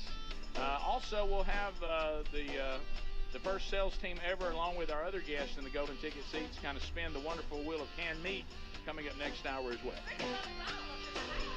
Rick and Bubba, Rick and Bubba. Patriot Mobile offers the same dependable nationwide coverage we all want, accessing all 3 major networks, but without funding agendas you don't agree with. Switching sends the message you support free speech, religious freedoms, our Constitution, as well as our military, veterans, and first responder heroes. Their 100% USA-based customer service team makes switching easy. You can keep your number, keep your phone, or you can upgrade. Your choice. Check them out at patriotmobile.com/Bubba and get free activation, or find the link at rickandbubba.com. Oh, honey, it's our favorite leaf filter trusted pro, Matt. Matt, come in, come in. Hi, Mrs. Sparks. You wanted me to stop by? Is everything okay with your leaf filter gutter protection system? Okay. Of course, silly. We wanted you to stop by for dinner as our way of thanking you. Yes, to thank you for that free gutter inspection, the free estimate, and what was the other thing? That lifetime guarantee. Well, Mr. and Mrs. Sparks, those are just Leaf Filter's policies. Everyone who calls Leaf Filter gets a trusted pro to come out for a free gutter inspection and estimate. And every Leaf Filter installation comes with a lifetime guarantee. So it's not just us? No, sir. We don't want anyone to worry about clogged gutters ever again. You mean everyone gets this level of service? Everyone. They just need to visit leaffilter.com/WWO to schedule their free inspection. Okay, but you must be starving. You work so hard. Ready to love your gutter protection as much as we do? Visit leaffilter.com/WWO and get up to 30% off today. See representative for warranty details. Promotion is 20% off plus a 10% senior or military discount. 1 discount per household. Moments like my daughter telling me a new joke mean a lot to me. But after being diagnosed with metastatic breast cancer, or MBC, which is breast cancer that is spread to other parts of the body, they mean even more. I take Ibrance, palbociclib. Ibrance 125 milligram tablets with an aromatase inhibitor is for adults with HR-positive, HER2-negative MBC as the first hormonal-based therapy. Ask your doctor about Ibrance and visit Ibrance.com. Ibrance may cause low white blood cell counts that may lead to serious infections. Ibrance may cause severe inflammation of the lungs. Both of these can lead to death. Tell your doctor right away if you have new or worsening symptoms, including trouble breathing, shortness of breath, cough, or chest pain. Before taking Ibrance, tell your doctor if you have fever, chills, or other signs of infection, liver or kidney problems, are or plan to become pregnant, or are breastfeeding. Common side effects include low red blood cell and low platelet counts, infections, tiredness, nausea, sore mouth, abnormalities in liver blood tests, diarrhea, hair thinning or loss, vomiting, rash, and loss of appetite. Helix Sleep mattresses are terrific, and right now they're offering up to 30% off all mattress orders, plus a free gift with purchase. The Helix lineup has 20 unique mattresses. How will you know which one is right for you? Take the Helix Sleep Sleep Quiz. Find out in less than 2 minutes. Once you pick your mattress, Helix knows there's no better way to test out a new mattress than by sleeping on it. So they give you a 100-day free trial. Head to helixsleep.com/Bubba today to save up to 30% off your mattress order, or visit rickandbubba.com for a link under sponsors. Springtime is all about fresh air, fresh starts, freshly cleaned homes, and it's the perfect time to give a fresh look at Simply Safe Home Security. The only home security system we recommend. The system blankets your whole home in protection. It has sensors to detect break-ins, fires, floods, and more, plus a variety of indoor and outdoor cameras to keep watch over your property day and night. It's backed by 24/7 professional monitoring for less than $1 a day. So you get fast emergency response when you need it most. Simply Safe professional monitoring agents can even help stop crime in real time with no contract and a 60-day money-back guarantee. You can try Simply Safe risk-free. Simply Safe will give you and your family a real peace of mind. So don't wait any longer. Get 20% off any new Simply Safe system when you sign up for a Fast Protect monitoring at simplysafebubba.com. That's simplysafebubba.com for 20% off when you sign up for Fast Protect monitoring. There's no safe like Simply Safe. Resolving to eat healthier this year? That was easy. Actually doing it? Not so easy. That's where Field of Greens comes in. Better nutrition is a key to health and longevity, and a healthy diet could even help you avoid health risks that run in your family. Field of Greens is your healthy superfruit and vegetable habit. It's the only fruit and vegetable product that literally promises better health at your next checkup. Your doctor will notice your improved health or your money back. Do your vitamins or green drinks promise better health? No. I love this stuff and definitely feel healthier taking it. Each superfruit and vegetable in Field of Greens was doctor selected for a specific health benefit. Some support your heart, lungs, and kidneys. Others support metabolism for healthy energy and weight loss. If you're resolved to get healthier in 2024, it starts with Field of Greens. And we got you a 15% off first order with free rush shipping. Visit fieldofgreens.com, use the promo code BUBBA for 15% off. Or go to rickandbubba.com, find the link under sponsors. Rick and Bubba's in Ohio! Rick and Bubba. 9 minutes to the top. The Rick and Bubba Show, we're back. Your phone calls are standing by. We'll get to some of those. Some of you have some really interesting questions, and you're part of Rick and Bubba history, too. So Robert Ray's here. Robert, what was your era? What was your era on the show? When did you come in? So, well, a little bit of a thing that I'm working on right now is my tell-all book on Calvin's Playhouse, how I pimped Speedy. Oh, wow. Hey, Robert. In the college days back in '92. Yes. But Smiling ad. we had fun with that. But no, so I kind of did that little cycle of going from one station in Jacksonville, going to Oxford, and then ending up in Gadsden like most of us did. I think there was a program director thing going on there. Yeah, yeah. But I want to say it was about mid-'90s that we took off. And then, of course, I did go to Birmingham with all of 2 clients. They pulled me into sales. I was off the air, not enough to be on the air. So working in sales. But the 2 that I had was the Comedy Club, which I was really all about, but never had the capacity to really understand everything that I needed to do in sales. But the other one was Senior Frog, and that was the one where, as far as going out and getting Speed Racer back out on the air again, it was back to the days of college all over again. Yeah. So and you played a role in him meeting Terry, his wife? Yeah, she was at Senior Frog, and I saw her and she fell right down, and I had to help her up. And that gets her every time. She gets to laugh. She goes, that's not how I remember it. Yeah. I think you had to followed. give her knee She pads said, I think if you fell so followed hard. me around, actually. Right, yeah. I've done the same thing. I've turned my pursuit of Sherry at work to her pursuit of me. Right, yeah. And so, we did see each other there, and then she said she just couldn't get her, her mind right after that. So that no, was I'm it. kidding. But Robert, that was big. And many a Friday night. Many a Friday night. But Robert was good. He was good on air, and then they converted him to sales and tried. We've done that, all of us. Yeah. Both on air and sales is hard. Well, in both, I hear a murmur campaign. It's allegations, Bubba, that at times that they're murmuring that we would pre-record breaks as if we were still at a location and leave. Yeah, and then the sales team would be loud trying to. I don't recall that in at all. the Walmart parking lot in Gadsden, and y'all both looked at me and we were like, "We got stuff we got to do." And I was like, "Well, what do you I mean? What's that? How's that gonna happen?"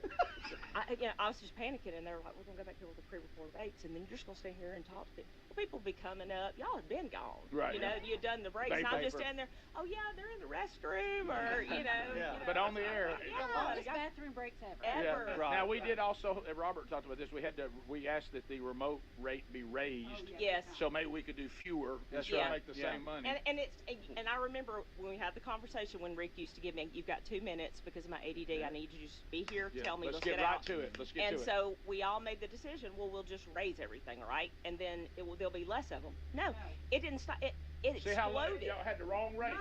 It exploded though. Underselling. When we went up, like in prices, it still exploded. People couldn't stand it. But the two are probably my favorite things. Oh no. No, it's good. I'm good. Okay. Worst dump. The first like real celebrity y'all had was Perry Gilpin that I got for y'all. I remember. I was on Frasier. She was on Frasier. Yeah. They were still on primetime network. Yes. That was a big one. And y'all were like, if she doesn't come through, you will never hear the end of this. Remember? And she did, and it was amazing. And then I'm other still one. shocked how you knew her. Well, my aunt was a pastor, she grew up in her church in Dallas, and they're doing her like revitalization. Oh yeah, now Bubba's been and telling us about that. She's great, and I know she still remembers. Sure she does. And then when Calvin was buried alive. Oh, that was by the one way, of the, I was against that. That the was whole one time. of the worst. Oh, you're the one who sold that? Yes. Oh my God. Who was behind them? I can't believe he did. Everybody listen real quick. Hey, this is Perry Gilpin. You know me from Frasier. I play Roz Doyle, and you're listening to Rick and Bubba. There you go. That's it. She sounds so excited. That happened, yes. Who was behind them offering me another $1,000 to stay in to the next morning? I don't know, but we cut that off pretty quick. No, I accepted it. Did Of course he did. Yeah. Cue Angie. That's probably Angie. Yeah. Because they wanted me to come out, I think Friday. Angie's nickname was Yes. During rush hour traffic or whatever. And they said, if you'll just stay in one more day or whatever, or overnight or something. I really to that effect, regretted that. We'll throw in another $1,000. But to me at that time, I'm like, heck yeah, you know. Yeah, you're regretting it later didn't count. Right. Yeah, if you would have said I won't take that commission, now then maybe. But then they told me they'd get me out in 30 minutes. Not 30 minutes, but within 60 seconds if there was a problem. It took them 30 minutes to get me out. Yeah. I was against that. You remember, I was against that. It was crazy. That and bull riding, I was against. All right, JD said he was at the bowling tournament. JD, you were there? I was there, brothers. You saw it? I saw it. It was during my academic career at Harvard on the Hill, there's New State Community College. That's great. Harvard on the Hill. And I had a friend of mine, we were sitting in the cab, and he's like, hey, there's this radio guy, and they're going to be in Gadsden at a bowling thing, and they're going to be bowling against these goobs at WQSB. He said, we've got to go. Funny. I was like, man, I ain't going to that. I mean, what the crap? He's like, no, we got to go. So I wound up going. Here's WQSB all dressed in their bowling shirts, got it like they like it, and in comes this big old guy, mullet flowing, long trench coat, screaming about you can't do club-footed Rick like this. You can't do club-footed Rick like this. I'm like, who is this guy? And you kept us laughing all night long. And I went back to Harvard on the Hill, and I was like, y'all, you've got to listen to this guy in the morning. This guy's hilarious. So I've been listening to you ever since. Thank you. That's good. So I came from, a lot of us came from K98 in Oxford to Q104 in Gadsden. And Rod says that you found something in the old building at K98? Yeah, my brother bought it, and he got his law office there. Was cleaning out the attic, found some boxes up there. One of them had Rick on it, and VHA tape, you know. And, hey, thanks for calling. No, go ahead. Now go ahead. And it was Rick's first commercial. He looked like Fonzie on steroids. He would have that leather jacket. So I was doing a commercial on there, and you have it. Like, when they first started K98, Rick Burgess morning show. Yeah, of course it was afternoons, and then I went to mornings. But you're right, that's probably when I went to mornings. Yeah, that's right. Okay, it was afternoons and morning. Yeah. What's up, Greg? What's up, Rod? Hey, Rod. What's up, buddy? Oh, that's funny. I didn't. So they still have some stuff about that. Yeah, that was when they moved me to mornings. I thought I was getting demoted. I really did. Yeah. Y'all remember Heine Wine? Yes. Anybody? Yeah. Anybody? I remember. Yeah, that was a bit that we did. You remember what my nickname was? I don't. Moneybag Strong. Well, now, you know what? Then you earned every bit of that. Yes, I see why you got that. Yeah. Look, if Angie came down the hall and she was just hollering money, we knew we were about to be taken somewhere. Yeah. There was some kind of appearance and remote. And Angie's the reason we had to hire lawyers. Couldn't do that again. No. I didn't know. Well, you know what? I want to say you taught us a good work ethic. Really, you just taught us survival. Yeah. Top of the hour. If you leave us, have a good weekend. Don't forget the archives. If you missed anything today, go back and grab those. How about the wonderful Wheel of Canned Meat coming up? If you're staying with us on the live show, we'll do that. If not, go back and catch it on the archive today. Also, don't forget another Rick and Bubba University, the podcast out this weekend. Grab that wherever you get podcasts. We'll be right back. Rick and Bubba, Rick and Bubba.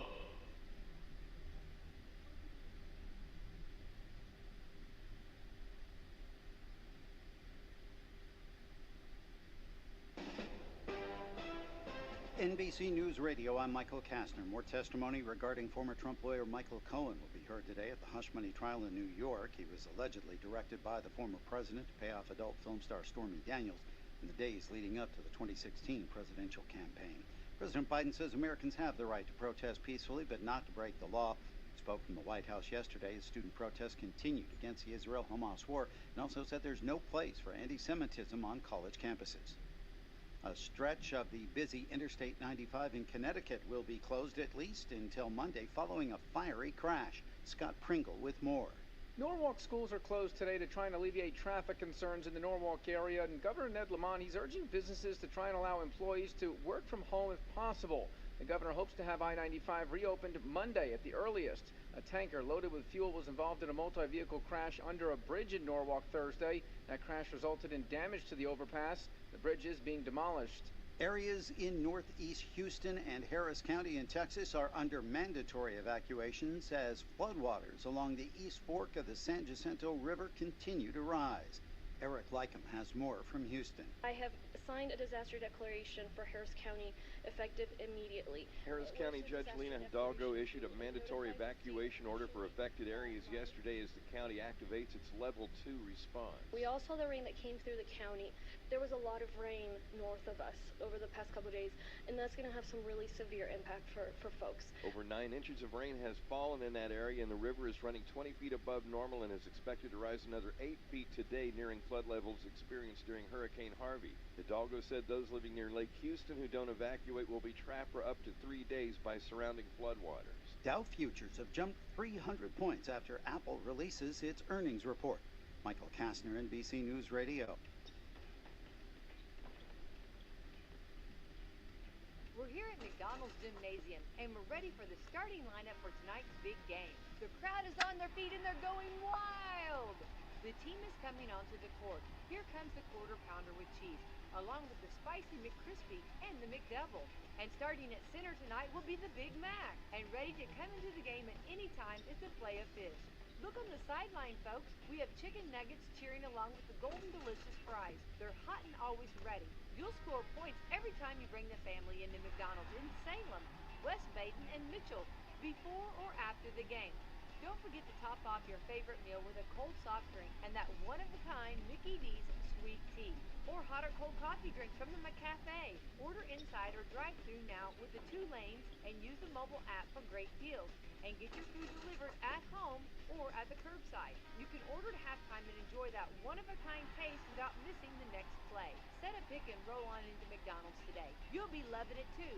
Drive-thru open from 5 a.m. to 11 p.m. every day. And don't forget to catch Wslm's Coach's Corner live at McDonald's in Salem on Wednesday night at 7 p.m. I'm loving it. I'm Brian Savilla, and I'm running to give the people of House District 69 a choice for a voice to replace Jim Lucas after over a decade of his reckless behavior and inefficient leadership. We deserve better, and I have the experience as a former legislator in West Virginia and the knowledge as a history and government teacher to be that positive change. I want to be the voice that stands on the conservative Christian values of Southern Indiana that made this area an easy choice for my family to move to. Please take the time to look into my background and beliefs at SavillaForHouse.com or Facebook and contact me with any questions. Thank you. Paid for and approved by the Friends of Brian Savilla. This is Becky White from Wslm, and I'm here at the beautiful John Jones showroom in Salem, Indiana for the John Jones Auto Minute. Hello, and this is Jalen Hoare at John Jones Auto Group. Temperatures are on the rise, as are the deals at John Jones Auto Group. Your local John Jones invites you to get out of your seat and on your feet and to come walk the loads of inventory at our stores. With over 700 vehicles in stock and an ample amount of discounts available to you, I would head this way before you miss out. If the weather is too hot, those hot deals can also be found online at johnjonesautogroup.com. Set up your visit today by calling 812-570-4548. Again, that's 812-570-4548. And we look forward to seeing you at a John Jones location soon. I'm Jalen Hoare at John Jones, and remember, you see so many because they paid so little.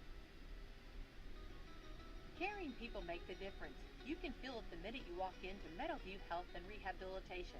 Experts in long-term care. Not just doing a job, but following a calling. They're here to help you and your family find answers, solutions, and peace of mind. In fact, they become an extension of your family. For more information about Meadowview, visit ascseniorcare.com or call 812-883-4681. That's 812-883-4681. Now that the horses have stopped running, celebrate May 5th at Salem Speedway with the Derby Hangover Twin 75s, presented by Schaefer's Lubricants and Washington County Tourism, featuring the Diesel Boys Gas Series and the Mike's Muffler and Brakes Crown Vic Big Track Series. It's the season opener for the Diesel Boys Gas Series. Also racing Sunday are the Pro Crafter Salem Supercars, Diesel Boys Race Parts Legends, and the on-site plumbing, heating, and air Crown Vic Short Track Series. 5 great features in one day for one price. Pits open at 8 a.m., practice at 10:30, qualifying at noon, and racing begins at 2 p.m. Sunday tickets, general admission $15, chair back $20, kids 6 to 12 $5, 5 and under is free, or buy them online at salemspeedway.com, or call 866-2-GO-RACE. At Salem Speedway's famed high banks, the racing is so fast, it's already history. From the WSLM Weatherbird Weather Center, you're never more than 20 minutes away from the latest weather. Today, mostly cloudy with showers, a chance of thunderstorms, and a high near 71. Tonight, mostly cloudy with numerous showers, a chance of thunderstorms, and a low around 62. And tomorrow, mostly cloudy with scattered showers and isolated thunderstorms, and a high near 77. I'm Mark Winston, and this forecast was brought to you by Salem Hardwood Lumber. You're listening to the Rick and Bubba Show. 6 minutes now past the hour, the Rick and Bubba Show. Thanks for being with us. A brand new hour from the Big Boy Studio. We got much to cover this hour, including, we'll start with a wonderful Will of Canned Meat. Speedy, the real Greg Burgess, Helmsy, Eddie Van Adler, all here for another hour. Welcome back, Bill Bubba Buster. Rick, glad to be here, and oh my goodness, here's the giant wheel of meat. Let's go. We light it up. The giant wheel of meat lit up Rock and Roll City, America's favorite house band playing for the Tubers today. You'll hear some of that even on radio. As we mentioned, the store is out of most everything except for the new items, and those are sought after, and we don't have the inventory to give them away. So we're giving away things. If it's on the wheel, yeah, you can have it. But here in the studio, we've gathered trinkets and memorabilia that if you'd like to pick that, if you land on something we don't have, you can. Or we cleaned out our office, one or the other. Well, Bubba, that is probably more accurate. All right, so Speedy's on the wheel. Say hello to Dennis Johnson. Look at Dennis, from Wetumpka, Alabama. Here comes Dennis. He's up. Loved him when he played with the Celtics. All right, so what we have to do is we have to give Dennis what he needs to hear. Everybody say, "Wow, what a wheel!" All right, let it rip, Dennis. Here we go. Here he is. A new car. A new car. All right, let's see what happens. Dennis says. That's a good spin. That is a great spin. All right, let's see where this thing lands. Yeah! Meat! All right, so we got canned meat. What's Dennis got there, Bubba? Rick, well, let's see. What is this here? Get the glasses on here. Oh, this is chunk light tuna in water. All right, chunk light tuna in water. Oh, don't worry, Dennis. Yeah, we'll sign that for you. In case of a nuclear blast, you're ready. Greg, how about a go for Dennis? Go, Greg, go! Go. Not that go. Wait, stop. I can't hear. Okay, go. Go! Go! Go, go, go, go, go! There we go. That was good. Good job. All right. Up next on the wheel, Jason Baldwin. Jason, where are you from? Montgomery, Alabama. All right. What do we say to Jason? Wow, what a wheel! Let it rip, Jason. Let's see what we got here. Jason letting it rip. Here we go.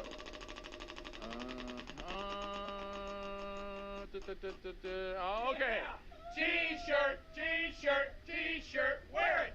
Don't have one we can give you. So here's what we do.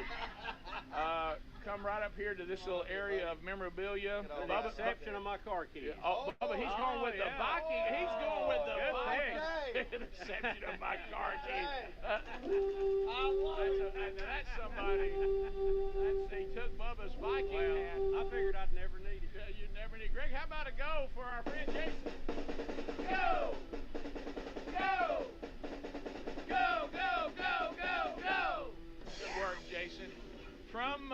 the history of Rick and Bubba, the very beginning, salesperson Meg Wilson. Hello, Meg. What do we say to Meg? Wow, what a will! Let it rip, let it rip, let it rip. For all my coworkers in crime and community, shameless plug, this is for them. All right, here we go. All right, a little shameless plug. She's still selling. Let's see what happens. Still selling. All right. I wish we had a Dippin' Dan cup up there. Oh,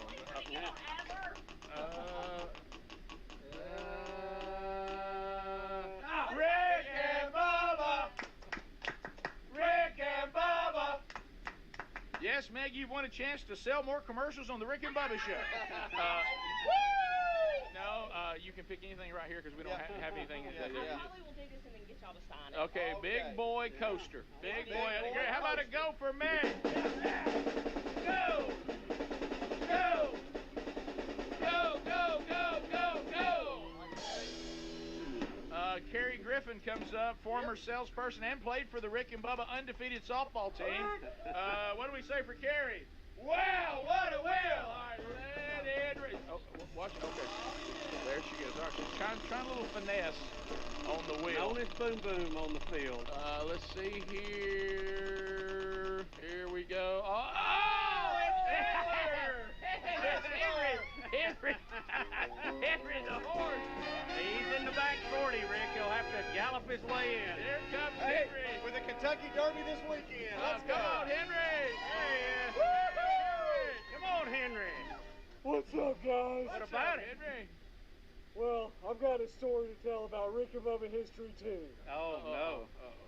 The night that Speedy met Terry at Senior Frogs, I was there also. Oh, really? You were? Speedy was leading the crowd in some twisted game of pin the tail on the donkey, and I was the donkey! No!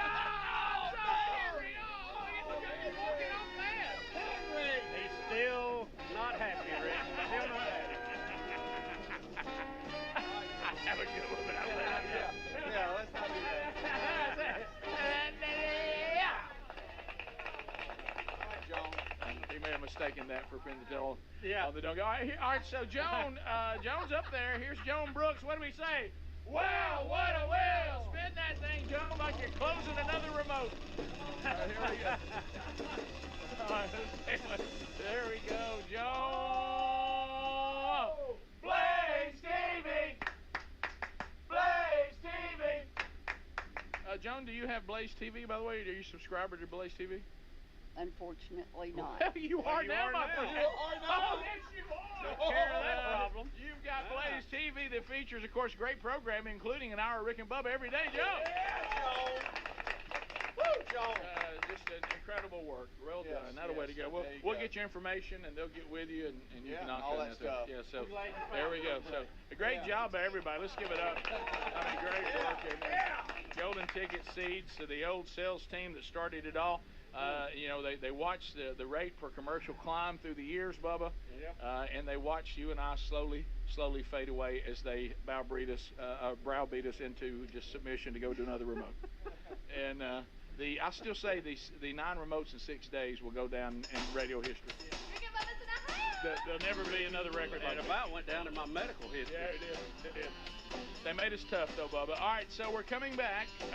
Still more to come. Mother's Day, 1 week from Sunday. So we might have some good ideas for Mother's Day coming up here as well before the hour is done. We'll get more of your phone calls in as the Rick and Bubba Show continues right after this. Rick and Bubba, Rick and Bubba. Patriot Mobile offers the same dependable nationwide coverage we all want, accessing all 3 major networks, but without funding agendas you don't agree with. Switching sends the message you support free speech, religious freedoms, our Constitution, as well as our military, veterans, and first responder heroes. Their 100% USA-based customer service team makes switching easy. You can keep your number, keep your phone, or you can upgrade. Your choice. Check them out at patriotmobile.com/Bubba and get free activation, or find the link at rickandbubba.com. There's a popular saying out there, health is wealth, and folks, I couldn't agree more. If you're dealing with everyday aches and pains, I want to tell you about Relief Factor, a daily drug-free supplement developed by doctors. It's not just a pill that masks pain. Relief Factor uses a unique formula of natural ingredients that work together to help reduce or eliminate pain. Try their 3-week quick start kit for only $19.95. Go to relieffactor.com or call 1-800-4-RELIEF. You can also find the link at rickandbubba.com under the sponsors. Stirring fiber, exercising, frequent trips to the store for more laxatives and fiber. Sounds like your constipation with belly pain is a lot to manage. But if your symptoms that keep coming back are signs of irritable bowel syndrome with constipation or IBS-C, ask your doctor how Linzess can help you get ahead of it. Linzess linaclotide is a prescription medicine that treats IBS-C in adults. It's not a laxative. It's a once-daily pill that helps you get ahead of your symptoms. It's proven to help you have more frequent and complete bowel movements and helps relieve overall abdominal symptoms, belly pain, discomfort, and bloating. These symptoms were studied in combination, not individually. Do not give Linzess to children less than 2. It may harm them. Do not take Linzess if you have a bowel blockage. Get immediate help if you develop unusual or severe stomach pain, especially with bloody or black stools. The most common side effect is diarrhea, sometimes severe. If it's severe, stop taking Linzess and call your doctor right away. Other side effects include gas, stomach area pain, and swelling. Learn more at linzess.com or call 1-800-LINZESS. At Lowe's, save big every day when you buy in bulk. Save 10% on your choice of any 3 or more A.O. Smith water heaters. Plus, get an extra 5% off every day on eligible purchases when you use your Lowe's business credit card. Get low prices on the materials you need today, because Lowe's knows pros. Selection varies by location. While supplies last. Discount taken at time of purchase. See sales associate for details. 5% offer subject to credit approval. Exclusions and terms apply. See store at lowes.com/credit for details. U.S. only. Moments like my daughter telling me a new joke mean a lot to me. But after being diagnosed with metastatic breast cancer, or MBC, which is breast cancer that is spread to other parts of the body, they mean even more. I take Ibrance, palbociclib. Ibrance 125 milligram tablets with an aromatase inhibitor is for adults with HR-positive, HER2-negative MBC as the first hormonal-based therapy. Ask your doctor about Ibrance and visit Ibrance.com.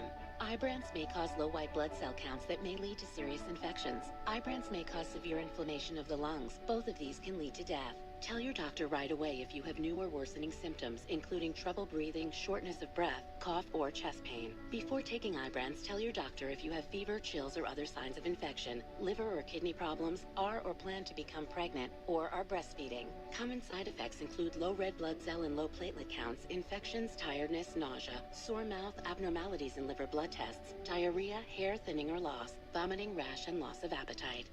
Motherhood to me is everything. They have no days off. They're so resilient, so strong, and so underrated. They are 24/7 on call. I wouldn't be where I am today without her support and guidance. She just pulled her boots on every day and went to work. She taught me the importance of being self-reliant and kind, but not a doormat. Mom is the pillar of our ranch. She's the backbone of our family. I'm very fortunate that I grew up with a great mom, and I'm even more fortunate that I've got a great mom for my children. Boot Barn, keep west.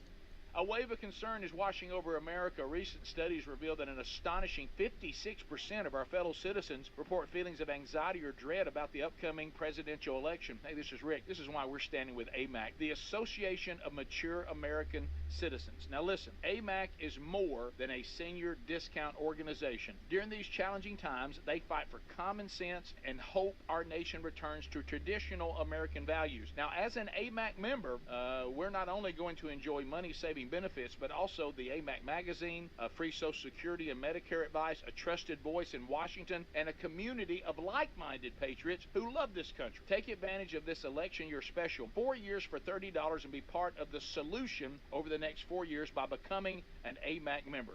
You're strengthening a movement dedicated to preserving the principles we hold dear. Join now, amac.us/Bubba. That's amac.us/Bubba. There's also a link at rickandbubba.com.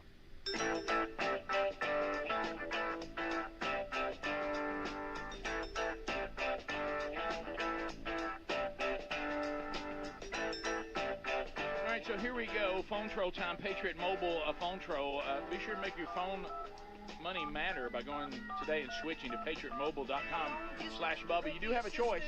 If you're tired of the money you're spending to your wireless provider and they're supporting things and you don't like that, there is a choice, and you don't have to compromise on quality at all. Switch today to patriotmobile.com/Bubba. All right, the real Greg Burgess is on the phones. He's taking your phone calls now at 866-WE-BE-BIG. At the end of 30 seconds, the buzzer sounds. Your time on the program over. We move to the next caller. No meaningless shout-outs, no shameless plugs, no baby predictions, just content.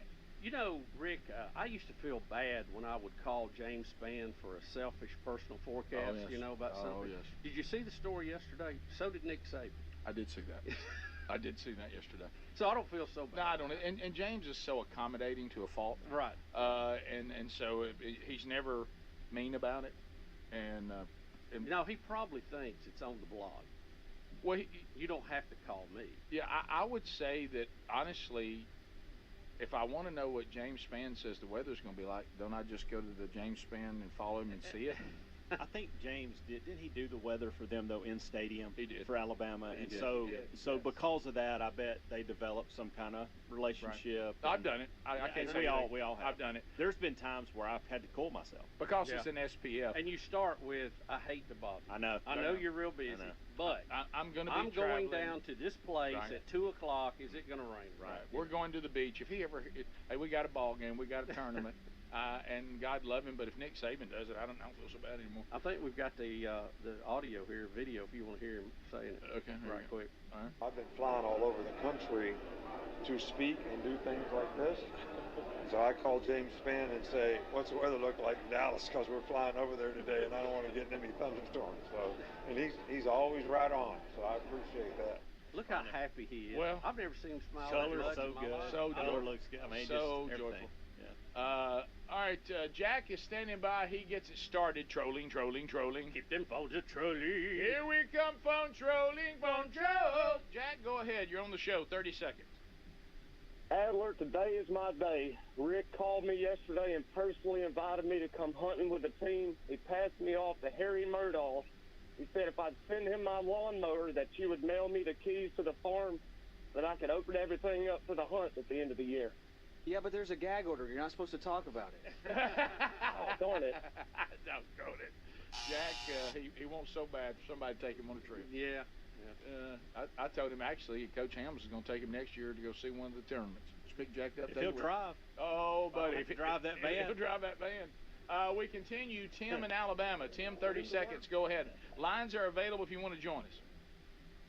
Hey, just want to see if y'all seen the new commercials. Got Shaq and Charles Barkley and Dr. J. Dr. J's doing couples therapy, and they do a trust fall, and Shaq's supposed to fall back into Barkley's arms, and Shaq falls forward and crushes the table, and Barkley just looks at Dr. J and says, I told you he was a dummy.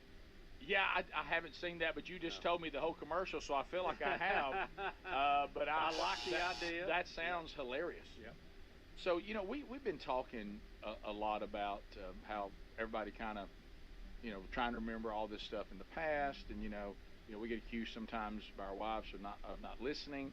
So I had an experience yesterday with my wife that was very, very interesting, and you know, because they're as guilty of not knowing what we're doing as we are of not knowing what they're doing, apparently, and I've made that case before.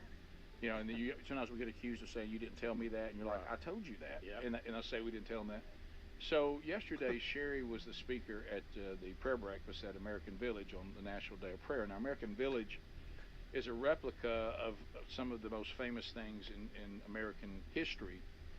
And one of the reasons why they did it is because they said they realized that these trips to Washington, D.C., that there's a lot of school kids in Alabama that were never going to be able to afford that. Right. So they tried to recreate it in Montevallo, Alabama. And it's beautiful. And so I have been there on field trips with kids. Sherry and I both went to a wedding there, and Bubba and I are currently being spokespeople for the American Village with the American history and the big birthday coming up. And we showed a commercial on TV here of Bubba and I doing their tulip festival or something, and tiptoeing in the tulips and whatever. You know, got to see the buildings, went around, talked about that. You know, back doing the How Was Your Day? You know, we all talk about that. So Sherry gets home from this yesterday, and she goes, you know, that American Village is really something. And I said, yeah, I know. Right. Yeah.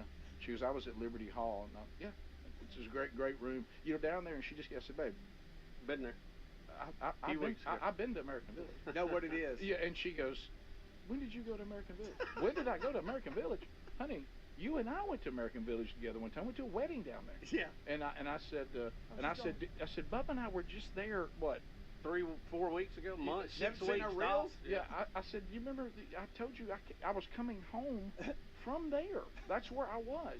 The woman in the picture with you, that's who was doing it. She's the one that took Bubba and I around. It's the same woman.